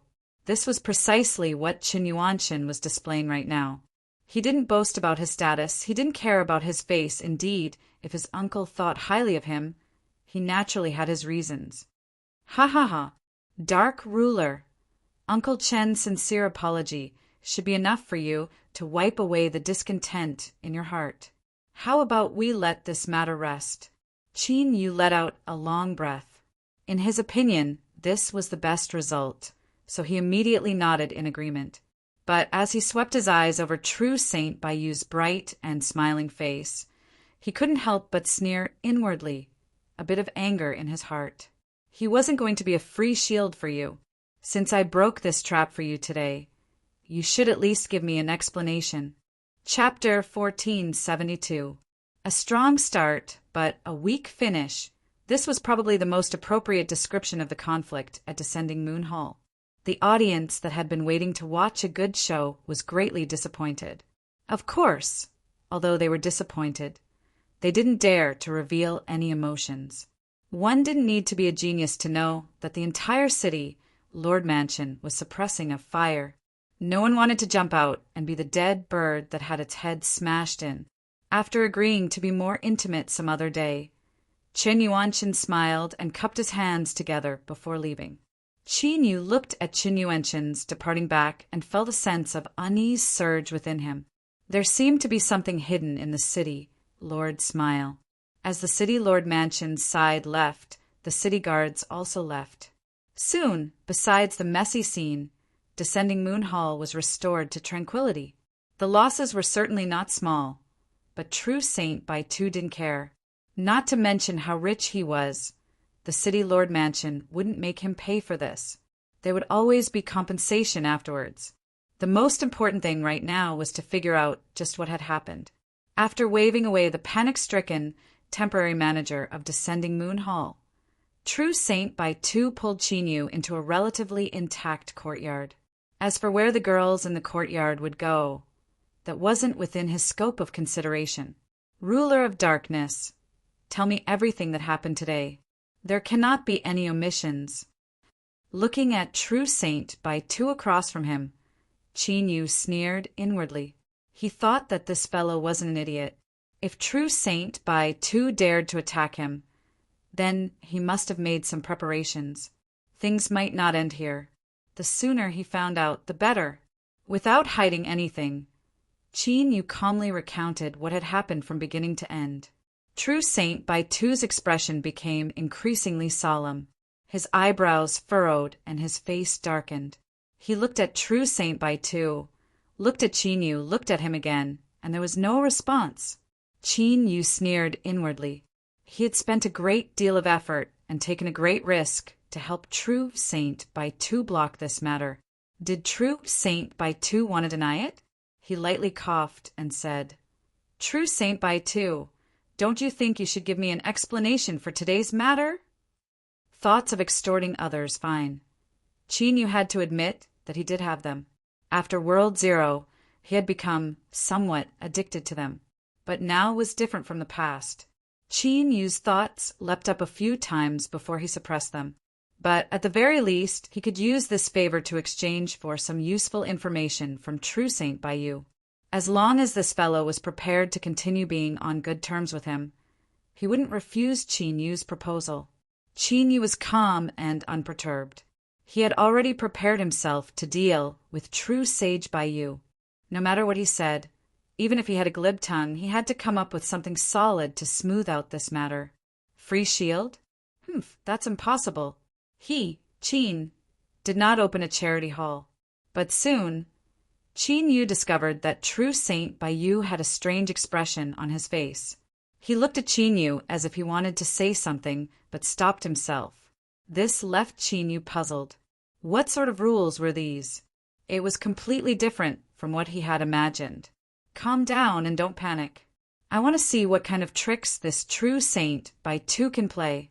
Finally, under Qin Yu's calm and confident gaze, True Saint Baiyu opened his mouth and said with a bit of hesitation, "Dark Ruler, you shouldn't be thinking that today's conflict at Descending Moon Hall was caused by me, right?"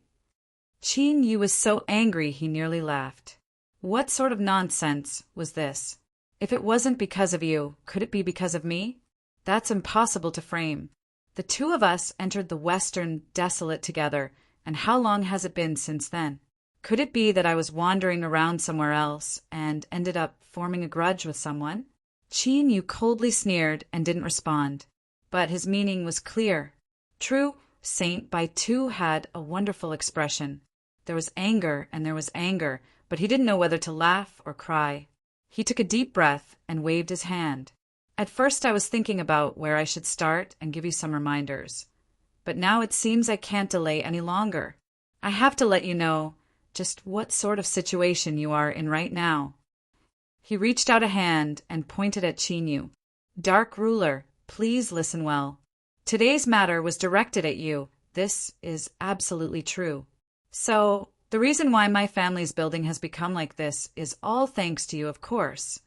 I was the one who chose this place, and I can consider myself unlucky, but I must make things clear. Qin Yu's eyes widened. Although he couldn't see his expression because of his black robes, it wasn't hard to sense that he was shaking from the bottom of his heart through his body language.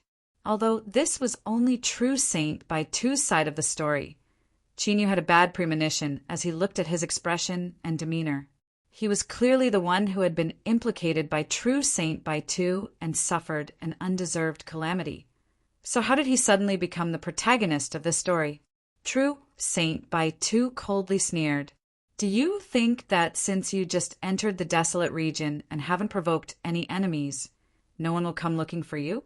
But I'm sorry. What I want to tell you is that there are people in the Western Desolate who want you dead, and it isn't just one. And the worst news is that these people who want you dead all have extremely high status and strength. Even I don't want to provoke them. So, in other words, in my ignorant state, because I sent you into the Western Desolate, I have already been implicated in this trouble. As he spoke to hear, there was a hint of anger in his voice. He hadn't fully grasped this matter before. If he had known that the one who had chosen Qin Yu was that person, then he would have never stepped into these muddy waters. This was the so-called beating a drowning dog. Such a good opportunity could be easily removed as long as he succeeded. This was a powerful competitor for the throne. One didn't need to be a genius to know that his cruel and merciless relatives wouldn't let him go. But it was clearly too late to say all of this now. True Saint Baiyu took a deep breath and suppressed the annoyance and anger in his heart. He looked at Qin Yu and saw that although his complexion wasn't too good, he was still calm. His eyes flashed with a bit of surprise before they turned into faint appreciation. Ignoring everything else, the Darkness Ruler's courage and will were outstanding. Even after knowing that he was in such a dangerous situation, he was still able to remain calm. The room fell silent. Qin Yu rubbed between his eyebrows and slowly said, True Saint Baiyu, tell me everything you know. Consider it as me owing you a favor. This was the first formal transaction he had ever made. Since true Saint Baitu had already started it, he shouldn't refuse. Of course. As for whether or not he would return the favor, that would depend on his mood.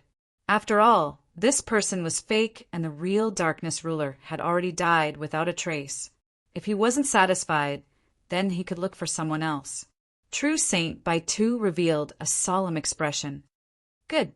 He already had this intention to begin with. If it weren't for this, he wouldn't have stayed in the city, Lord Mansion, for so long. All of this was to obtain some information. Soon, Qin Yu learned from True Saint Baitu that there was an undercurrent surging in the Western Wasteland's capital. Unfortunately, this undercurrent had clearly affected him.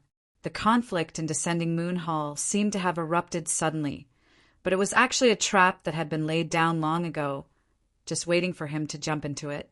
The true meaning of these words was that even if Qin Yu didn't come to Descending Moon Hall today or went somewhere else, there would still be other accidents occurring. This was because there were people who didn't want him to live. And if everything was as True Saint Baitu said, there were indeed many people who wanted to kill him, and they were all terrifyingly strong.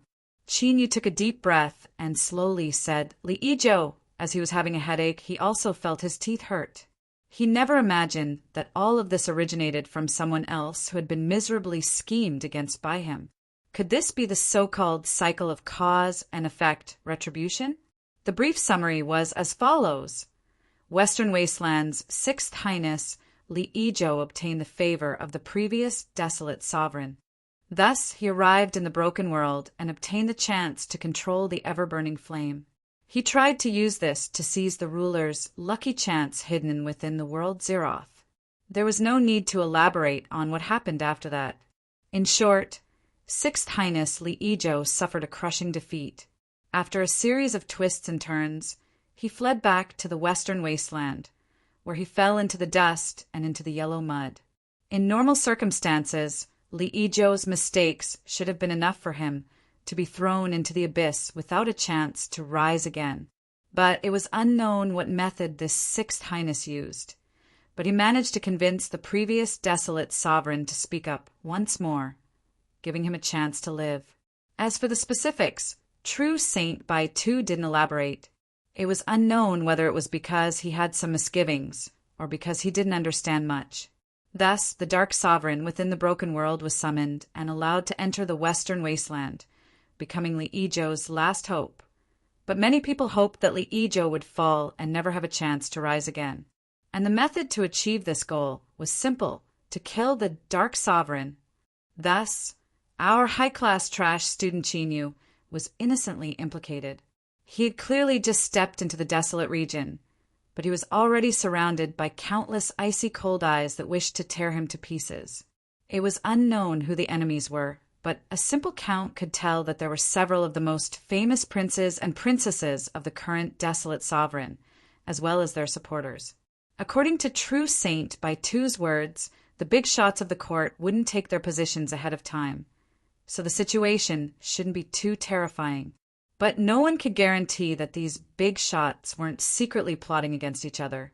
For instance, the plot at Descending Moon Hall seemed incomparably simple, but they had actually used a spy buried within the City Lord Mansion, and even had 2 other true saints joining in at the last minute.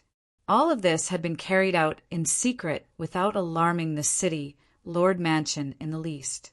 This alone was enough to prove that there were great figures personally covering up the situation. Otherwise, did they really think that Seawatch City's Emperor Qin Yuanshan was someone to be trifled with? It was only now that Qin Yu truly understood why the city lord had decided to reduce this matter to a small one from the very beginning, and why he had labeled it as a fight over a woman's affections. He had even shamelessly slapped Qin Shanglu in the face, sending him back to his mansion to reflect on his mistakes. This was clearly a safe self-preservation move. Before the situation was clear, he had jumped out of the muddy waters to avoid becoming a spear in the hands of others. As he thought of this, he thought of how the city lord had smiled warmly and calmly before leaving. Qin Yu couldn't help but grit his teeth and curse. That old bastard! It was clear that Qin Yuanshan had already seen through everything and was just waiting to see Qin Yu suffer. After all, it was hard to guard against a hidden arrow. In addition, it was those people who attacked him. Even if he could avoid today's calamity, how could he escape unscathed every time? Qin Yu suddenly reacted. The city lord's swift and decisive actions, the city lord's sincere smile, all of this was because he knew that Qin Yu was about to die. To bicker with someone who was about to die and possibly cause trouble for himself, this was naturally not a worthwhile matter. Chapter 1473. True Saint by Yu's lips twitched. Although I can empathize with Dark Ruler's current mood, the solemn Sea-Watch City Lord is someone that even I don't want to provoke. So, it's best if you show some respect in your words. Beneath the black robes, Qin Yu's face was dark and gloomy. He simply ignored True Saint by Yu's reminder. No matter what happened today, it was an indisputable fact that his son had run up to him to cause trouble. How could he not curse at him? His thoughts raced. Qin Yu took a deep breath and said, "True Saint by Yu, I'll leave everything to you." True Saint by Yu's expression froze. His eyes widened, and he quietly looked at Qin Yu for a long time. Then he sighed and said, "Dark Ruler, are you certain you can eat me alive?" Of course, this was a relatively tactful way of saying this. What Baiyu truly wanted to say was that the world was so difficult, so just how thick was one's skin? Qin Yu was expressionless, pretending as if he didn't hear True Saint Baiyu's taunts. In the western wilderness, he was nothing more than a rootless duckweed. He naturally had to grab onto True Saint Baiyu. Otherwise, did he really think he could rely on his own strength to fight against all the powerful enemies around him? Stop messing around. So he remained silent. Beneath the black robes, his calm eyes met True Saint Baiyu's, clearly expressing his thoughts. What you said was right. True Saint Baiyu was secretly annoyed, but he discovered that in the current situation, there was nothing he could do about Qin Yu. It was easy to escape from this quagmire, but if something happened to Qin Yu, humph. Did you really think that the old man who moved out the imperial palace was so old that he didn't have any strength left? Don't forget, the reason why the Sixth Highness was able to obtain opportunities again and again was all because of the previous desolate emperor. And within the emperor clans, filial piety was something that was rare, especially in the family sitting on the chair. This in itself proved that the old man still had considerable authority in the internal affairs of the western wilderness. Even His Majesty needed to make concessions and tolerate him. If Qin Yu died, the Sixth Highness would be beyond redemption. Would he be any better off? It had to be known that if the old man had an opinion, someone would still die. Thus, True Saint Baiyu helplessly discovered that what he said just now was the truth. Qin Yu had eaten him alive. But at this time, as Qin Yu looked at True Saint Baiyu's face and saw his emotions fluctuate, he let out a sigh of relief. Although he had already made a prediction before he spoke, he was now truly certain that everything was as he had expected. As long as they could capture True Saint Baiyu, their safety should not be a problem for the time being. As for what would happen in the future, they would have to wait until they survived until then. This was indeed an extremely pessimistic and gloomy thought, but the King reality made people unable to see any hope at all. True Saint Baiyu took a deep breath and exhaled heavily. His face was full of melancholy as he said slowly, "I have to admit that I can't let anything happen to you now. However, the implications of this matter are too great. I have to protect your life, but I can't cause too much trouble. Otherwise, it will be very troublesome. Therefore, I can't take the initiative to protect them. I can only borrow their strength to achieve my goal." Qin Yu said, "Get to the point." Although Xiao Chen was certain that he could capture True Sage by two now, when he thought of the unknown dark future, he did not feel good. In this sort of emotional state, Qin Yu naturally wasn't in the mood to listen to his long speech. True Saint Baiyu choked on his breath and nearly rolled his eyes. He clenched his teeth and said, "We will stay in Sea-Watch City for one more day. The day after tomorrow, an elder of my family will be returning to the imperial capital. I will ask him to take a detour and bring us along." This was the best method that true Saint Bayou could think of right now. Even if his thoughts were seen through, no one could say anything. In the end, he was only trying to protect himself because he had no other choice. Beneath the black robes, Qin Yu frowned. Stay for one more day. They had only been here for a short half a day, and yet such a great storm had been stirred up. The smile of that old thing from the city lord mansion was still vivid in his mind. Who knew what would happen if they continued to stay here? Don't worry. Since Chen Yuanshan has sensed danger, no matter what, he will not allow it to happen a second time. Otherwise, his ability to control Sea-Watch City will be questioned by all sides. In this sort of situation, he won't give anyone a chance to attack him again. Although Qin Yu didn't know what true Saint Bayou was talking about, he could feel his confidence from his tone. He didn't say anything else.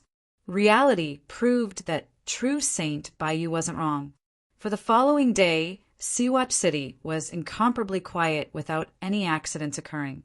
As for the messy Lunar Inn, after an emergency tidying up and repairing, it had also recovered some of its former tranquility. Even the lake that had almost dried up after being smashed was now rippling with water once again. Originally, he thought that the silence would continue until the elder that true Saint Bayou spoke of arrived. But suddenly, there was a knock on the door. Qin Yu frowned for a moment before composing himself. He picked up a teacup and took a sip, as if he hadn't heard anything. Outside the courtyard, the knocking continued for a long time before it quieted down. But before Qin Yu could finish drinking the tea in his cup, the knocking started again. This time it was even more urgent than before, as if there was a hint of panic in it. Qin Yu revealed a helpless look. He thought for a moment and put down the teacup. He shouted, "Let her in."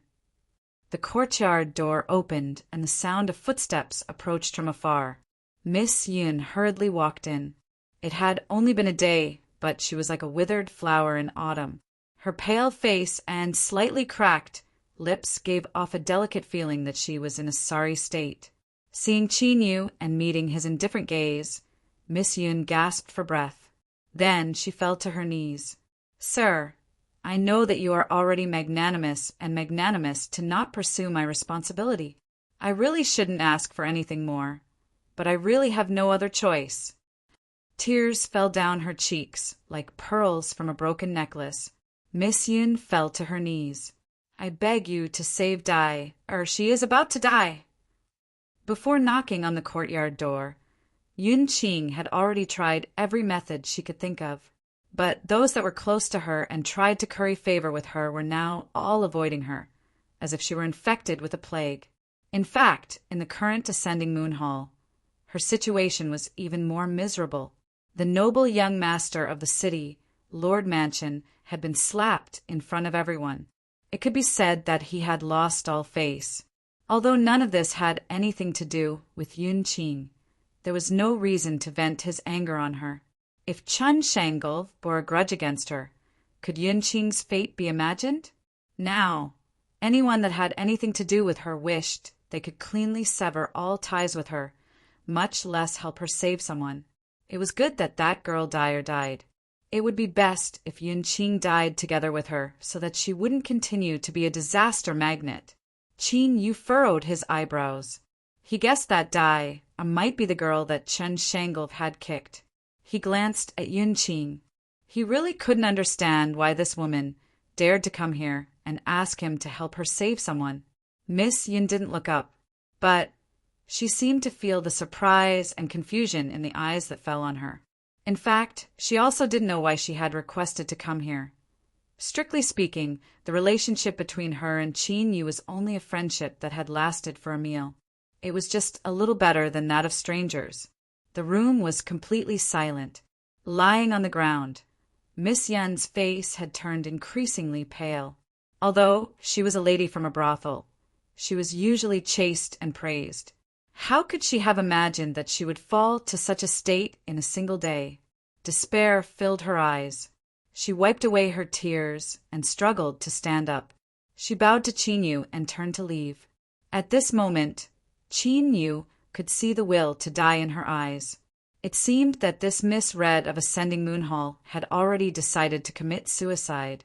Looking at this face that was exactly the same as Liao Shi's, as well as the sorrow and despair that appeared on her face, Qin Yu didn't know why, but he suddenly felt something stir in his heart. As she turned to leave, he shook his head and sighed. "Where is she?" Miss Yin was stunned for a moment before she responded. She turned around, her eyes shining with light. She looked at Qin Yu, tears tumbling down her cheeks.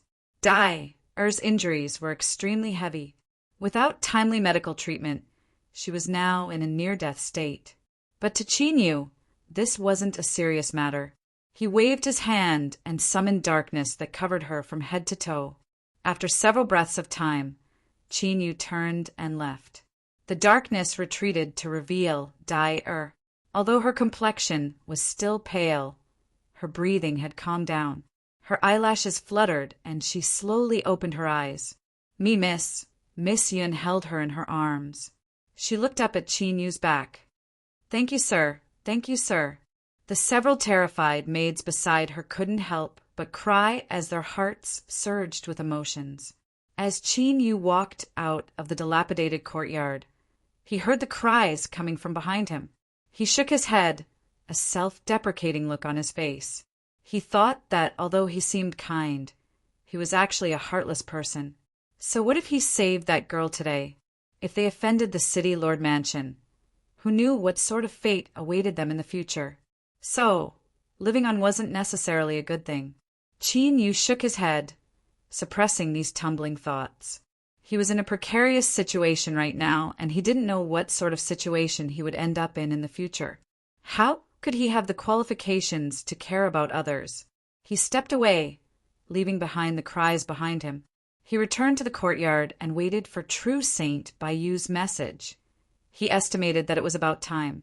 In fact, at the same time, True Saint Bayu was respectfully speaking with an old man with white hair and beard.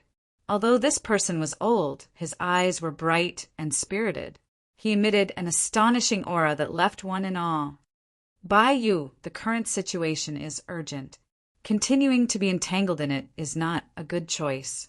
The white-haired old man glanced at him. Why not choose the second path? I can ask the Lord to step forward. I believe that old man will give us some face. True Saint Bayu forced a smile. He respectfully said, Uncle Zhang's words are reasonable, but how can the matters of this world be explained clearly? After all, you know that old man's style in the past. If I cause Sixth Highness to fall into depravity, this matter can be serious or small. Jiangqing Zi furrowed his eyebrows and nodded. Your considerations are reasonable, but looking at your complexion, it seems there is another reason for this? True Saint Bayu bowed. I don't dare to hide anything from Uncle Jiang. The other reason I asked you to come here and bring me and the ruler of darkness into the imperial capital is because I have a high opinion of this person. Jiangqing Zi tapped his fingers on the table. After several breaths of silence, he said, Your uncle once praised your judgment. I hope he wasn't wrong this time. True Saint Bayu revealed a guilty expression. I'll have to trouble Uncle Jiang. Jiangqing Zi smiled. It's no problem. I think my old face can scare some people away. He waved his hand. Go. After you make some preparations, we will immediately leave. Yes. True Saint Bayu bowed and left. After he left, a cultivator hurried to his side and whispered a few words to him. Hearing this person's words, True Saint Bayu's lips twitched. He revealed a strange expression. This ruler of darkness fellow's courage wasn't ordinary. At this time, he still had the heart to show tender and protective feelings towards women. Could he really be a virgin? Was his heart moved by a woman he had just met? From his own point of view, if it weren't for this, True Saint Bayu really couldn't understand why Qin Yu would do something so superfluous. He was actually such a passionate person. His eyes flashed. True Saint Bayu lowered his voice and whispered some instructions into this person's ear. After this person hurried away, he sighed. When he said that he had a high opinion of the ruler of darkness, this was indeed what he was thinking. Although he hadn't had much contact with this person, he didn't know why, but he always felt an inexplicable closeness to this person. There was even a faint impulse to make friends with him. If it weren't for this, with true Saint Bayou's status and background, how could he have taken the initiative to show goodwill to Qin? Since he wanted to be on good terms with Qin, there was no harm in giving him a favor. Thinking about it, he would be satisfied with this arrangement. Then he wouldn't tell him for now. After all, a pleasant surprise had to appear at the right time for it to be perfect. He knocked on Qin Yu's courtyard door. True Saint Bayou directly said, "My clan's elders have arrived." Qin Yu said, "Let's go." The two of them left Descending Moon Hall. The group had already been organized. Over 100 knights sat atop their war horses, silent and somber. With just a glance, Qin Yu could feel the endless scent of blood and slaughter from these knights. He couldn't help but feel a chill in his heart. He looked at the black carriage at the very front of the group, a dignified expression on his face. True Saint Bayou quietly explained, "This elder of my clan comes from the army." He didn't say anything more, but there was a bit of pride in his eyes, seeing that True Saint Bayou didn't step forward to introduce him. Qin Yu thought for a moment. He cupped his hands together towards the black carriage, expressing his thanks. Now he had inexplicably gained many powerful enemies and was in dire need of friends. As for True Saint Bayou and the influence behind him, no matter how he looked at it, they were Qin Yu's best choice. Because of this, he didn't mind taking the initiative to show goodwill. But unfortunately, the master of the carriage didn't seem to care about any of this. He only lightly said, "Let's go." The black carriage rumbled and moved forward first. Following it were over 100 grim knights, and behind them were over a dozen carriages. The procession formed a long line. True Saint Bayou patted Qin Yu's shoulder. With a glance, the two of them flew into one of the carriages. Sitting down on a comfortable cushion, True Saint Bayou let out a deep breath. All right, there shouldn't be any problems in terms of safety now. Qin Yu's eyes flashed. It seemed that the master of the carriage was extraordinary. To him, this was naturally a good thing. But as he thought about how even someone of True Saint Bayou's status had to find such a powerful person to escort him into the imperial capital, Qin Yu suddenly felt that his actions of entering the imperial capital were no different from a sheep walking into a tiger's den. He was simply seeking his own death. Stop. I won't die, I definitely won't. Chapter 1474. The journey was incomparably smooth. They arrived at the transmission array of Sea Viewing City. This place had obviously been notified and had been cleared ahead of time. In the eyes of countless awe and indignation, the black carriage was the first to enter the transmission array, followed by a knight riding a warhorse. Standing on the ground, the giant transmission array connected to the imperial capital was like a bottomless vortex, swallowing everyone inside. In the carriage, Qin Yu frowned slightly. He turned his head and looked somewhere behind him. "It's Su Shen," True Saint Bayou lazily said. After entering the carriage, he appeared extremely relaxed. "This person is Chun Yuanshen's deputy general.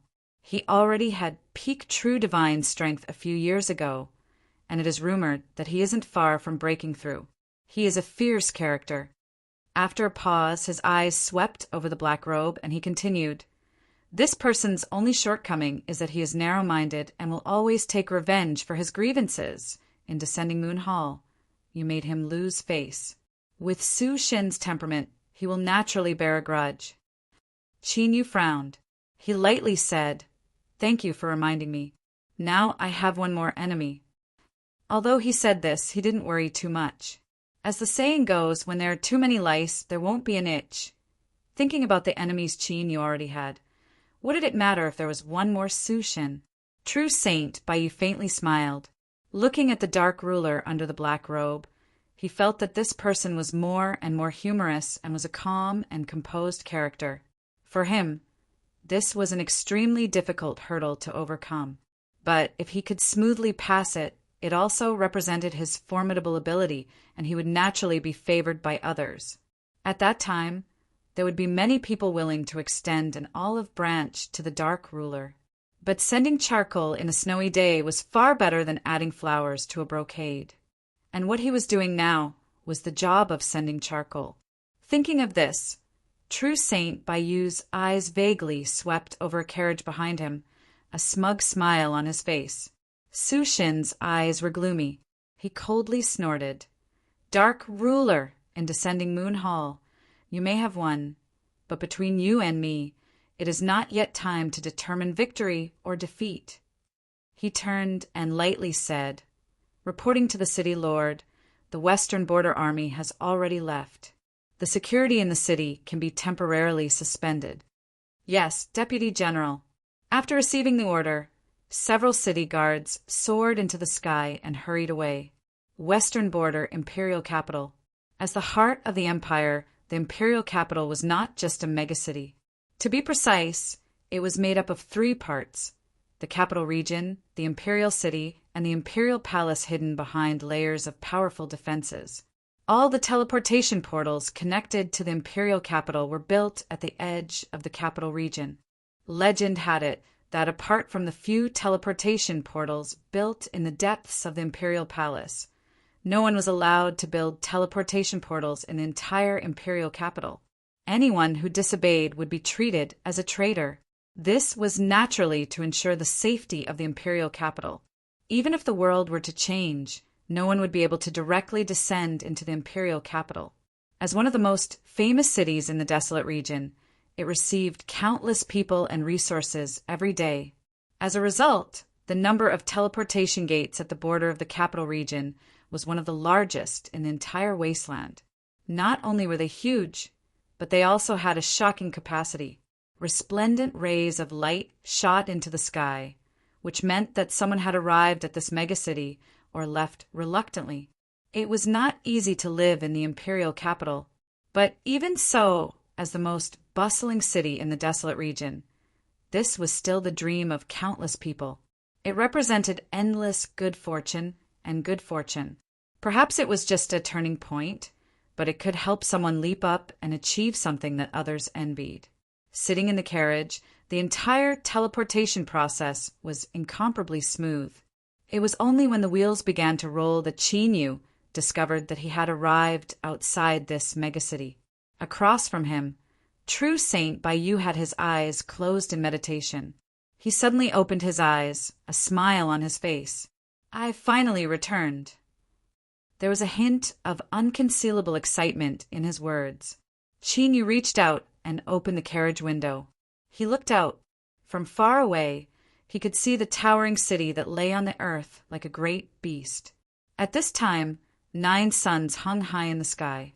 But when facing this great city, it gave off a feeling as if all light was blocked out.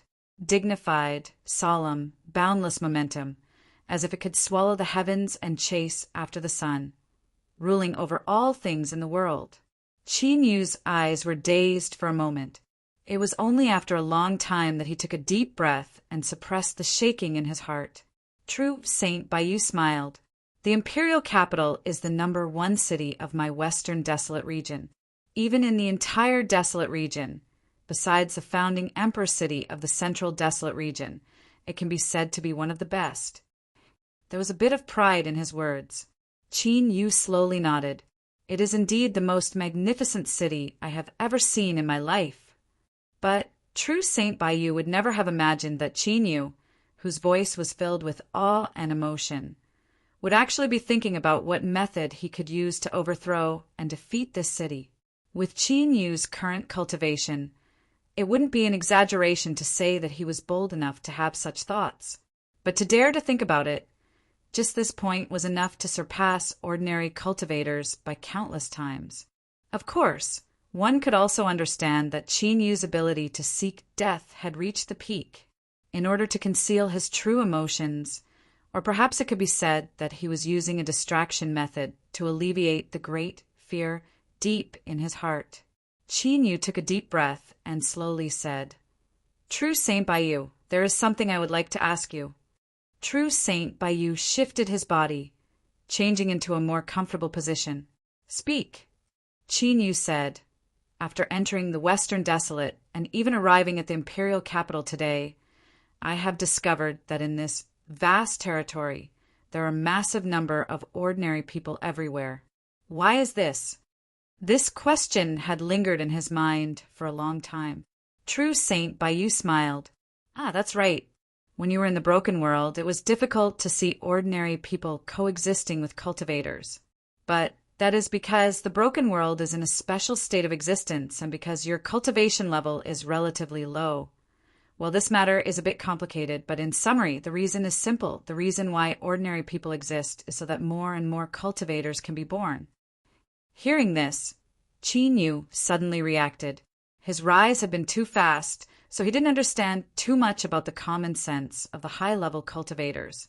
For instance, children. True Saint Bayou looked at him. You've realized? As a cultivator's boundary rose, they would gradually transform their life force.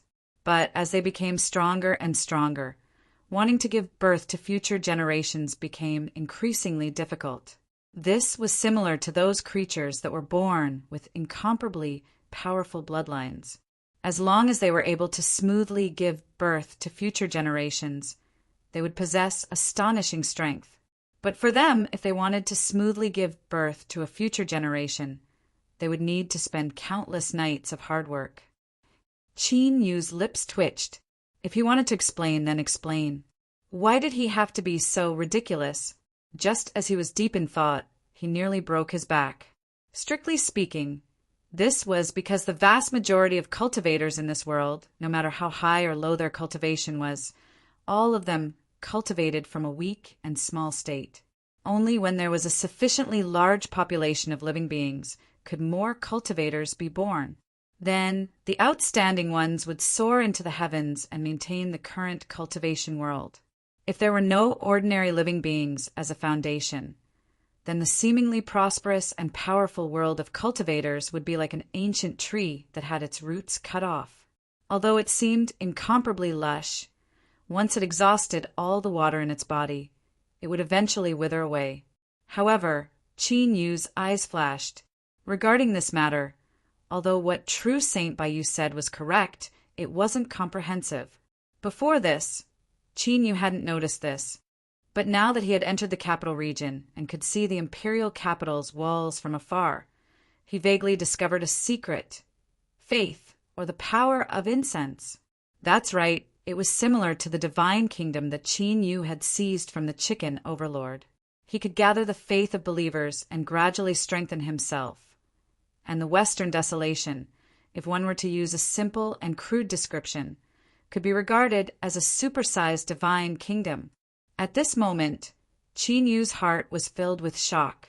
Emotions surged in his chest.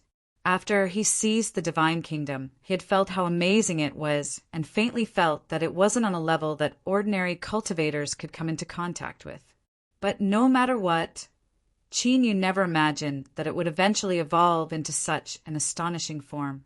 That's right. Qin Yu's intuition told him that his guess was correct. The Western Desolation was indeed a supersized divine kingdom. But it was clear that in order to complete this sort of advancement and transformation, there would inevitably be countless twists and turns, a process that would require one to overcome all sorts of difficulties.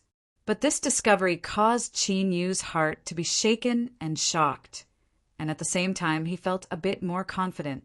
So what if it was the Western Desolation? It was nothing more than a supersized divine kingdom. He, Qin Yu, also had one. Putting aside the disparity in strength between them, there was no difference in essence. If he thought about it like this, then it didn't seem so terrifying. Qin Yu's thoughts raced. Little by little, he suppressed the endless shock in his heart. He glanced at the chicken overlord from the corner of his eyes. After entering the Western Desolation, it had become particularly quiet. It seemed that once things calmed down a bit, he would have to have a good chat with it about matters related to the divine kingdom. Just what had that old white ape that had died taught it? Perhaps some seemingly unremarkable omissions contained crucial information. True Saint by two revealed a surprised expression. He looked at the dark ruler, who was clearly lost in thought. He thought that this was a very simple matter, so why was he so lost in thought? It was probably because, after seeing the imperial capital, his heart was shaken. He had barely managed to maintain his calm just now, but after a moment of distraction, he still couldn't help but fall into a state of shock that he couldn't extricate himself from. He could really understand. True Saint by two didn't have the least bit of ridicule in his heart. Thinking about an ant that had suddenly developed its spiritual wisdom and looked up at a human city, this was similar to the shock Qin Yu felt in his heart. Of course, with Qin Yu's current dark ruler state and the strength he possessed, calling him an ant wasn't appropriate. But if one viewed the Western Desolation as a single entity, then in front of the terrifying strength contained within the imperial capital that was its heart, Qin Yu could at most be considered a relatively powerful ant. This wasn't excessive at all. Chapter 14, 75. Ahem. True Saint by Yu said solemnly, "The Western Desolation is indeed incomparably powerful, but a ruler can also become a hegemon. For example, Qin Yuanshin, who you and I met before, was able to become the lord of Guanhai City, even though he was only at the level of a weak ruler. Thus, ruler of darkness, all you need is an opportunity before you can rise to the top." Although mental strength didn't seem obvious, it was actually extremely important and involved many aspects. Once one lost their drive, it would be extremely difficult for them to advance. Since he had decided to befriend Qin Yu, True Saint by Yu naturally didn't want to see his efforts go to waste. Under the black robe, Qin Yu glanced at him. When he saw the concern on True Saint by Yu's face, he couldn't help but feel a little guilty. After all, if True Saint by Yu knew what he was thinking, he would probably jump up on the spot and be the first to chop him into pieces. "Thank you for your reminder. True Saint by Yu." The carriage fell into silence. True Saint by Yu thought about it and didn't say anything else. He had already reminded Qin Yu. Whether or not Qin Yu could successfully break free and stabilize his mind depended on himself. There was an extremely vast region between the Jiangyi region and the northern wilderness. The reason why they could see the northern wilderness city walls was because it was large enough. Without a teleportation gate and with the strict forbidden space array, the group could only advance along the wide road. After leaving Guanhai City and successfully entering the northern wilderness, True Saint by Yu's relaxed attitude infected Qin Yu, and he thought that the danger had passed. However, at this moment, something unexpected happened. The carriage suddenly stopped. Qin Yu looked up, and a bright light exploded in his eyes. On the other side, True Saint by Yu frowned as he stared ahead with anger in his eyes. Something happened. True Saint by Yu took a deep breath and said, "We will stay here and not show ourselves." The border army had Uncle Jiang personally leading them, but they still didn't give up. This matter was more dangerous and troublesome than they had imagined. At this moment, the reason why they didn't show themselves was because those who had the qualifications and courage to block the border army's path were definitely not ordinary. At a time like this, it was obviously a better choice to be a coward. At this moment, on the wide road leading to the northern wilderness, a person sat in the middle. There was a square table beside the chair. The table and chair were all blood red. It was the same as the robe he was wearing. The war horses that the knights rode on seemed to have smelled something terrifying at this moment, as they kicked restlessly. The eyes that were revealed under the visor stared at the blood-robed tea drinker, who was sitting calmly in the round chair. Even though he remained silent, he subconsciously revealed deep respect. The blood-robed tea drinker smiled and said, "Jiang Qingzi, it's been a long time since I last saw you. You should at least show yourself and say hello." There was a moment of silence in the black carriage. Then the door was pushed open from the inside.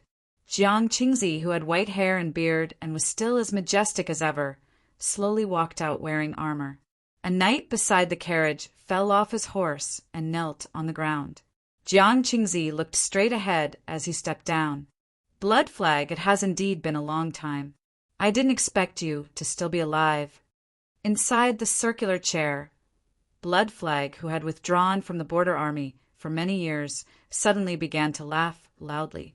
His voice continuously reverberated through the air, startling the war horses into continuously backing up.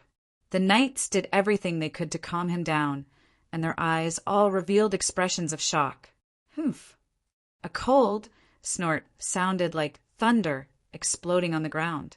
It suddenly swept into everyone's ears and swept away the impact of the laughter. Jiang Qingzi narrowed his eyes and said coldly, "They are just some juniors in the army. Why make things difficult for them? If anything happens, I will take responsibility." Blood Flag restrained his laughter, but the corners of his mouth were still slightly hooked up. On the surface, he looked like a rather handsome young man, but his face was pale. The most eye-catching part was his dark red lips, as if he had just drunk blood. There are countless generals in the Western Border Army, but only a few of them are worthy of my attention. Jiang Qingzi, you are one of them. That is why I will give you some face. Hand over the people in the carriage who do not belong to the Border Army, and I will leave immediately. I will not make things difficult for you. The deeper meaning was that if he did not hand over the people, then don't blame him for being ruthless. A single person dared to make such a declaration in front of hundreds of slaughtering knights who had rushed out from piles of corpses, as well as the Border Army General Jiang Qingzi. This alone was enough to show how arrogant this person was. The air was completely silent. Including Jiang Qingzi, everyone remained silent. This meant that Blood Flag indeed had the qualifications to be arrogant. He had the qualifications to be arrogant, and he alone could threaten everyone on the other side. Trouble. Jiang Qingzi sighed in his heart. He originally thought that with the prestige of the Western Border Army and his old face, he would be able to temporarily suppress this matter. As long as they entered the capital and handed over the Master of Darkness, this matter would no longer have anything to do with them. But who would have thought that the Blood Flag would suddenly appear and block their path? If it was someone else, Jiang Qingzi would not hesitate to order his subordinates to charge forward and kill the person who blocked their path on the spot. He would not be afraid of any criticism or investigation afterwards. This was the tyrannical confidence that was built up from the glorious achievements of the border armies since the establishment of the Western Wilderness and the blood of countless comrades. But the person in front of them was Blood Flag, a person who had left the Western Border Army for many years, but was still a flag and even a legendary figure. He was evil, cruel, and ruthless. He was a demon that everyone feared, but he had also made countless contributions. Within the Western Border Army, he was one of the most famous figures. Facing him, the most outstanding soldiers in the army had already lost their courage and drive. Of course, taking a step back, even if the elites under his command still had the strength to fight, Jiang Qingzi was not willing to let them die here. They were all elites who had fought against the Western Border barbarians and walked out of mountains of corpses and seas of blood. They were summoned to the capital to receive their rewards. The knives and axes of the barbarians did not kill them. So how could Jiang Qingzi allow their blood to be spilled on the land outside the capital? But if it was just him alone, it was important to know one's own limits, and Jiang Qingzi was one. He could not block Blood Flag. Even if he used all his strength, he would soon be defeated. Taking a deep breath, Jiang Qingzi's eyes gradually brightened. At this moment, his white hair moved without any wind, and his burly body and armor released the aura of a general that could swallow the heavens and chase the sun. In the carriage behind, a low voice suddenly sounded in true divine by Yu's ears. "Take him away. Enter the capital as fast as possible. If you can't, put your own safety first." Swoosh! True divine by Yu's expression changed. Daring to block the border army's path was already a terrifying thing to think about. But now he was sure that he had still underestimated the terror of the person blocking the road. "Let's go." He grabbed Qin Yu and smashed the door of the carriage. The two of them were like arrows released from a bow, whistling through the air as they shot towards the capital.